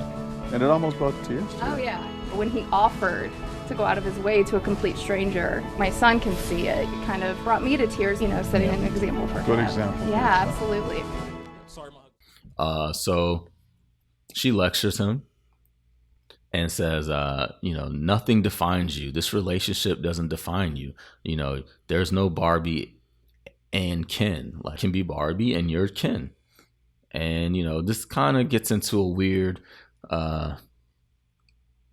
anti-family, anti-relationship concept to where everybody is their own individual. And apparently they shouldn't be concerned with the thoughts and feelings of belonging or having companionship. You should just be able to do it all on your own. You know, just like Greta. She's doing it all on her own. And we'll get further into Ruth Handler and her story, because clearly Ruth Handler throughout this film has been depicted as somebody who's done it all alone. So at the end of this, all the effeminate Kens, they are now friends with the women, and nobody is pursuing a romantic relationship. They're all platonic friends, and everybody is just, they're happy. You know, it's a new modern world where men and women are just beings. It's just weird, you know. I mean, it portrayed the men to not know who they are. Will Ferrell's character shows back up. They have a tickle fest. So again, this is more just weird plays on masculinity where these men are tickling each other. And then with the newfound power, one of the male Kens asks President Issa Rae, can they be a judge? And she says, no, none of them can be on the Supreme Court, and they will appoint them some type of lower job. Then, then Ugly Betty, she pitches her new idea called Ordinary Barbie. And she pitches that to Will Ferrell, the big boss, and she's like, "Yeah, just be ordinary. You know, this is what we want to pitch to young girls. You know, because this is obviously what I always use a phrase called the war on beauty, the war on family, war on being successful. Just in a sense of if you aspire to be above ordinary and above average, it's actually something wrong with you." Or how about this? Not if you aspire to be, if you actually achieve it. So if you actually achieve being above average, you have the ordinary people saying there's something wrong with you and you should be more like us. And earlier in the movie, she said that, you know, she wants Barbie to be more like her rather than her be more like Barbie. Could you imagine if young boys looked up to Michael Jordan, Tom Brady, even in the business world, Mark Zuckerberg, Bill Gates, in the entertainment world, you know, and just said, those guys need to be more like me rather than aspiring to be like them. If I could be like Mike, if I could be like Mike, be like Mike, be like Mike. Yeah, I try, just need to fly. Just one day, if I could be that way. I dream I move, I dream I groove. Like Mike, if I could be like Mike, I'm gonna be like Mike. Like Mike, if I could be like Mike. what type of world will we live in? And we're already seeing more of that, to where young men are not being the ideal Ken dolls that most modern women want. And even these Ken dolls, none of them are fat. None of them are dumb. Well, clearly they're all dumb. They're not good enough. So just something to take a look at. Ordinary Barbie. So basically, nobody should aspire to be more. So then Ruth shows up, and the Oracle, and she has this conversation with Barbie, and Barbie doesn't want to be Barbie anymore. She says she's kind of retiring, and he's like, what are you retiring from? Doing nothing? She didn't have, this is stereotypical Barbie. She didn't have a job. I mean, she's tired and exhausted from laying at the pool, from driving a pink sports car. Yeah. So you have Ken. He's got a shirt on that says, I am Knuff. Knuff. There's a little play on words there. It's a tie-dye shirt, and I guess he's got some newfound confidence. And then Ruth tells Barbie, I can't control you, nobody can. And she kind of gets into revealing that, Barbie was named after her daughter, and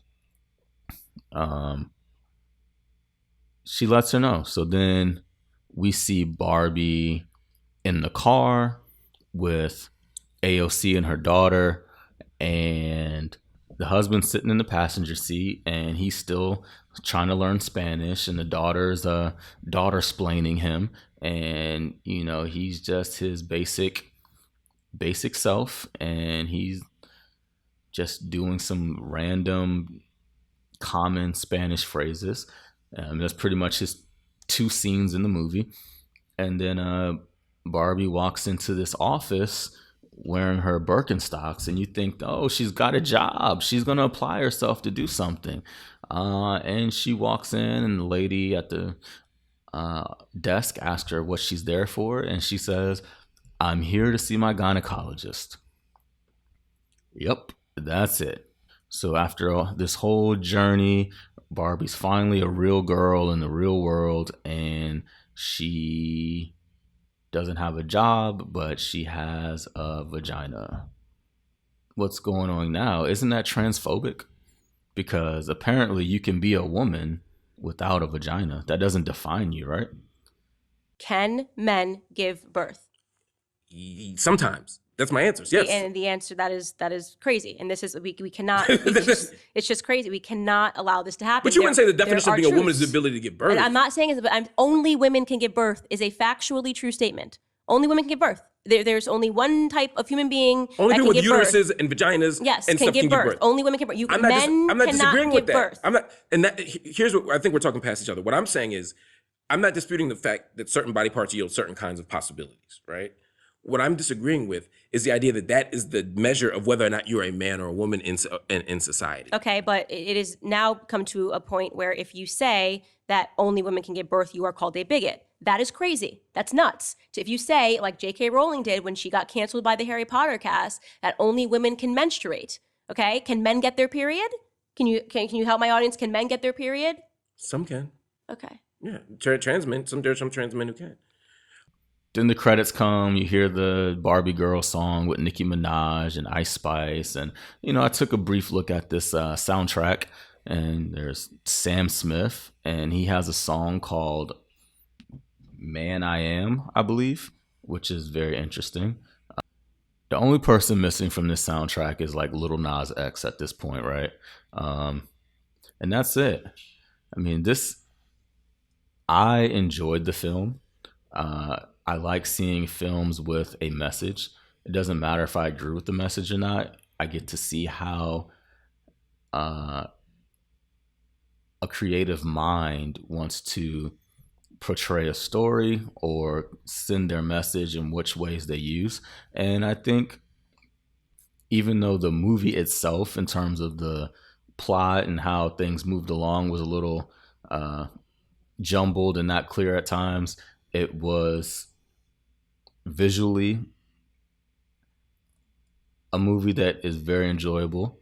And in terms of the message, like I said, I believe this is not a movie for children. And whether you agree with the approach or not, it was there. The message was sent. I don't know how helpful art like this is to the future of this country.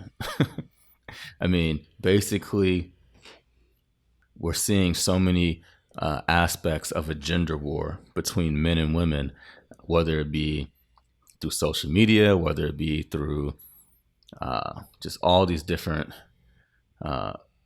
think pieces and op-eds and these characters that are showing up, whether they be, podcast people or YouTubers, the manosphere, all these different things. You have these things being discussed on The View. You see all these high-profile divorces. You're seeing celebrity relationships where they're showing the receipts from their text messages, and is really just dividing men and women. And when I see something like this that's actually going to be in front of people under 18, I can only see more division, and I don't see how this brings anybody together. Having men depicted as egomaniacs, bigots, idiots, and then also them portraying themselves as effeminate. How does that move us forward? And then you have the women characters in this movie to where they're just successful in their own right, but they have no interest in doing what keeps society going, which means being in a family. The world doesn't continue without families. What were the thoughts behind this movie? Because these are my thoughts, but you can look at and see what the directors, what the writers. There's no real interviews that I've seen with Noah, but Greta has had quite a few interviews, and you can see what they're saying. You can see how they feel about it. You can see how the characters were casted and what they believe. And man, it's like, are we all better off alone in our own dream houses? Anyway, let's take a deep dive into Ruth Handler. So what is portrayed in the movie, they never mention a man named Elliot Handler. Who was Elliot Handler? My grandfather expressed himself through art. When you spent time with him and he wasn't working, we would sit at dinner table, lunch table, and he would sketch cartoons on the tablecloths. If you went out for dinner with him, even though it was a cloth tablecloth, he would only use pencil, but he would sketch and doodle on the tablecloths, always. Until the last few years of his life, he was doing that. They were happy cartoons. And he was very quiet, but his expression and his communication would come out through his artwork. I am Barbara Siegel. Ruth and Elliot Handler were my parents. I'm Cheryl Siegel. Ruth and Elliot Handler were my grandparents. Grandma and Grandpa, to a grandchild, were real-life superheroes. It was like Willy Wonka and the Chocolate Factory. Barbie, you're beautiful. You make me feel my Barbie doll is really real. When we designed the doll, I knew that I had to name the doll after my daughter, who had really inspired the entire project. So we named the doll Barbie. It took us 3 years to bring the doll out, and 1959 was the great year in which we introduced this product. I'm humbled by the whole thought that we could have had that much influence, and yet I know that we did. Well, let's see. I think it's right about here. No? Nope. Oh, here it is!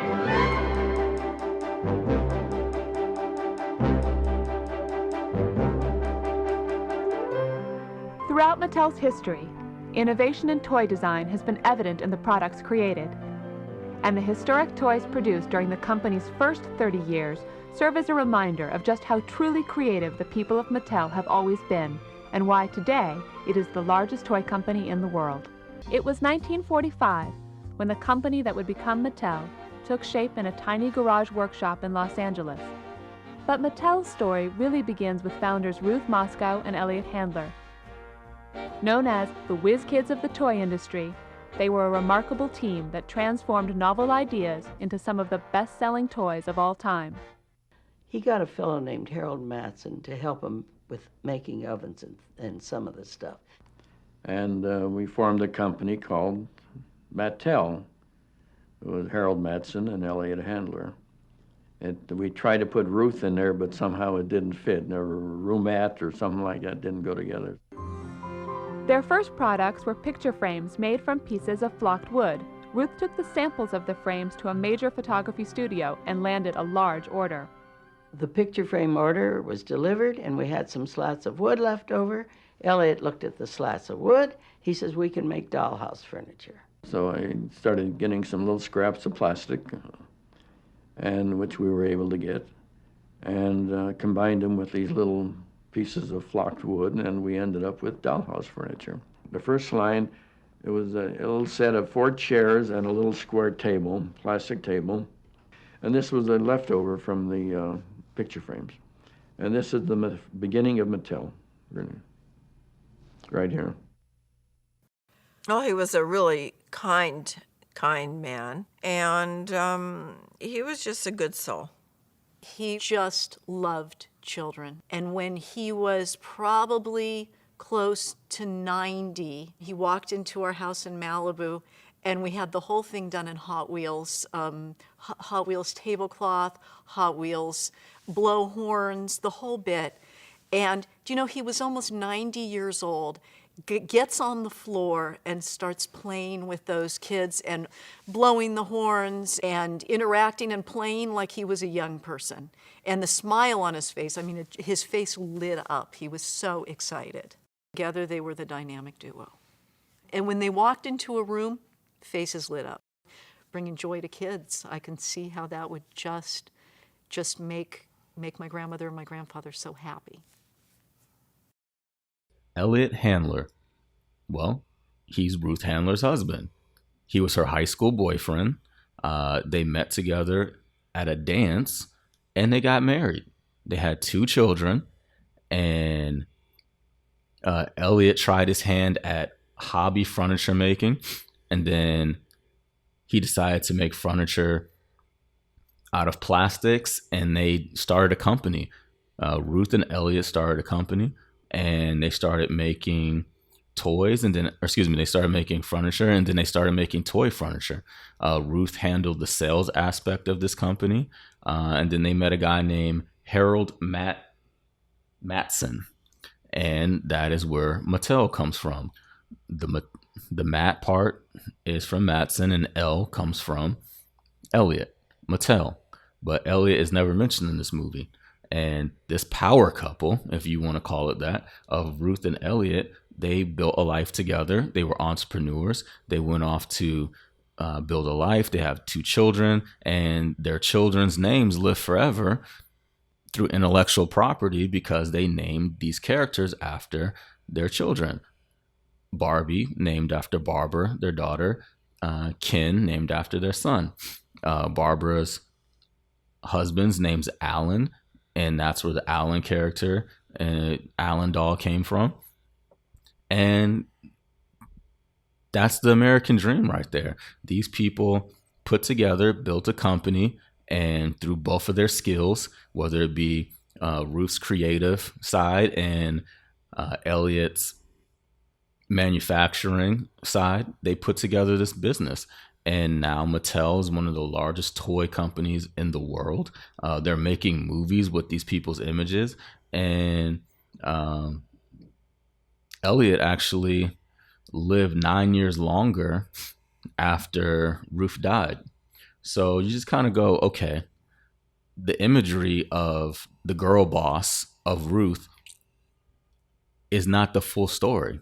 This is a family business. These were 2 people who were in love and they built a life together from poor, or not even from poor, wherever they came from, to being rich and wealthy. They did it together at the same time. They didn't meet and become a power couple. They both didn't have companies. They both didn't have mansions and then became a couple. They didn't have a child at, 42. Like, at the end of the day, these people still were able to be successful, and they did things in a traditional fashion.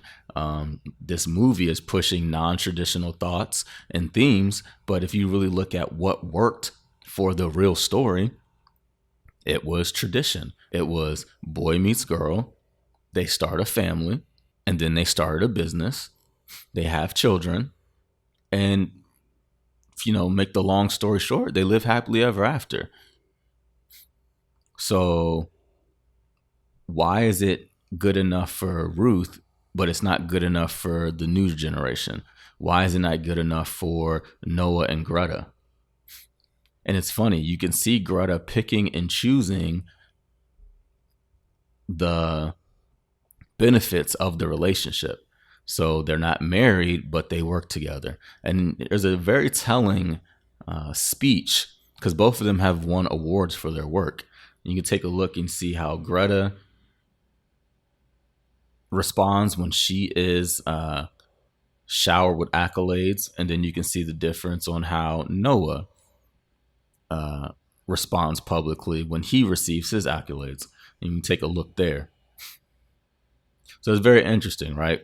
One person is very invested in this relationship, and the other person seems to almost enjoy receiving. And to be in a relationship and to say that I don't need somebody is very similar to what Barbie was saying. I don't want Ken. I don't need him. And then you go and hear what Noah's saying, and he's doing what Ken said. I need you, and you are part of my identity. And I think we've gotten to the point now in society where it's very important for women to have their own identities. Like we said, that's something that the Betty character struggled with in Mad Men. But at some point, you can't disassociate yourself from a family or a relationship, because then that's not healthy. You can't say, I'm Michael Jordan, I'm not a Chicago Bull. No, you are on the Chicago Bulls. And as a man, I don't think that we're looking at it from that standpoint to where we're going to always understand that we are on the team. So there you have it. That's my deep dive on the Barbie movie. Yeah, that's it. All right, till next time.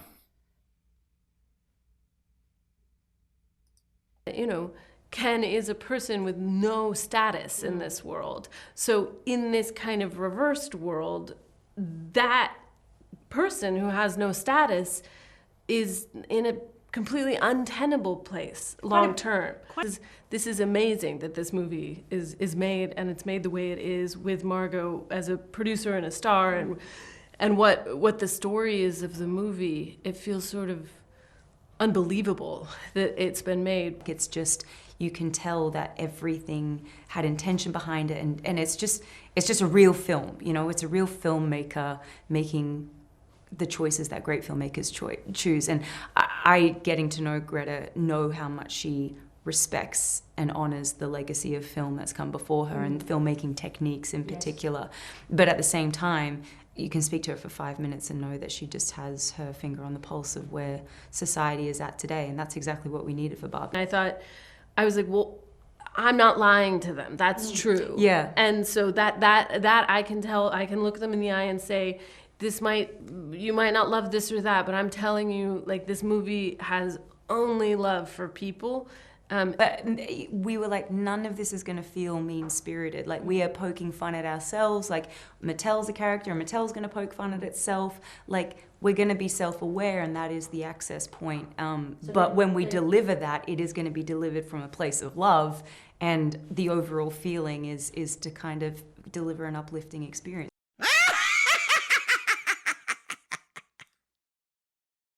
All right, let's take a look at the cast of this movie.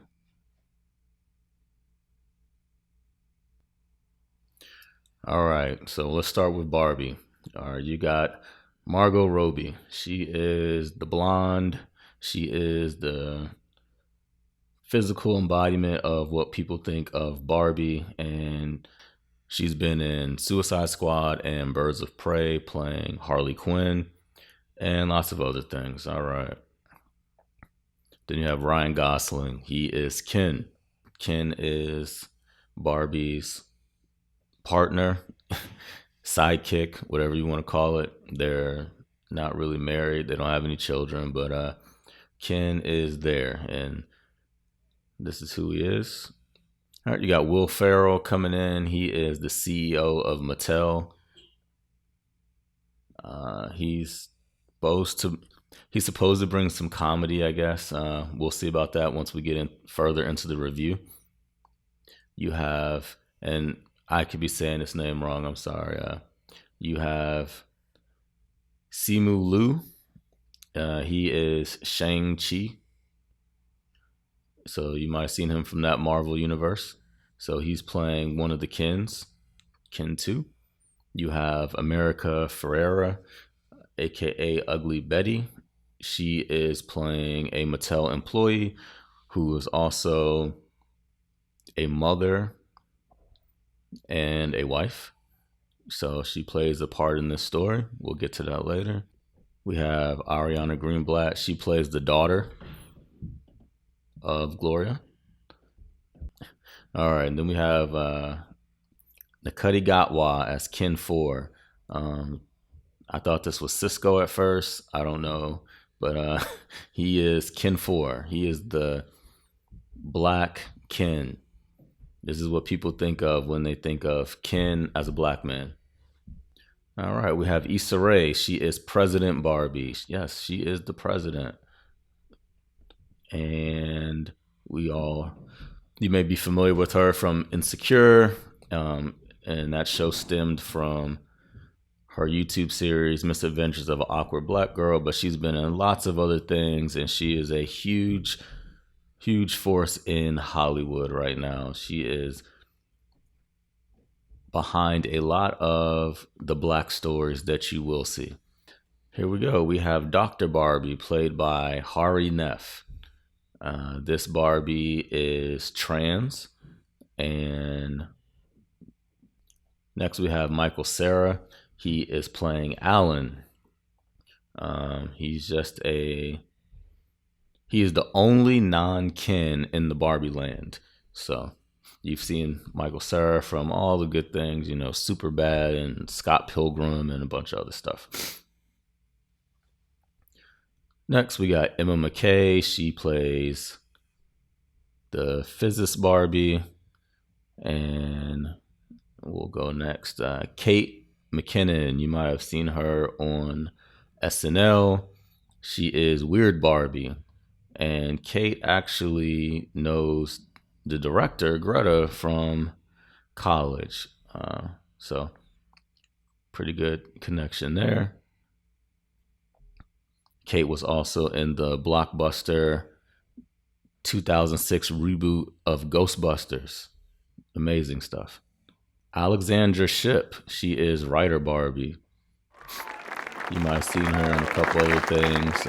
X-Men, Apocalypse, Straight Outta Compton. Next, we got Mermaid Barbie, Dua Lipa. You've heard her songs over and over.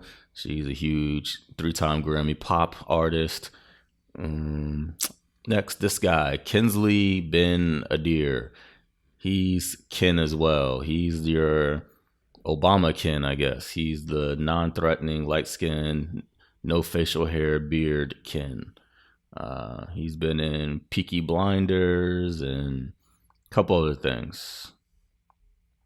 Then you have Midge, who is pregnant Barbie, you have Midge. She is the only non-Barbie in Barbie Land. She's pregnant. I believe this was a Mattel toy that was once on the market. And next we have Rhea Perlman as Ruth Handler. Ruth Handler is the creator of Barbie, and we'll get more into her story next. You have Sharon Rooney as Lawyer Barbie. She's been in a comedy series called My Mad Fat Diary. Interesting. Then you have Nicola Coughlan. She's Diplomat Barbie. She's another plus size Barbie. I guess she's been in Bridgerton. Never seen it, but. Then we have Judge Barbie, which is Anna Cruz Kane. And she was also on the film Little Women from Greta Gerwig. And let's move along. You have Journalist Barbie, Ritu Arya. She's played in The Umbrella Academy. And let's move on. You have Scott Evans, who is Chris Evans' younger brother. Yes, this is Captain America's younger brother. And he is another one of the Kens. Then you have WWE superstar John Cena as the merman, Ken Maid, whatever you want to call him. And he actually did pretty well in a show called Peacemaker. So his acting isn't that terrible. All right. You got a couple other employees here that work for Mattel. And the film is narrated by Helen Mirren.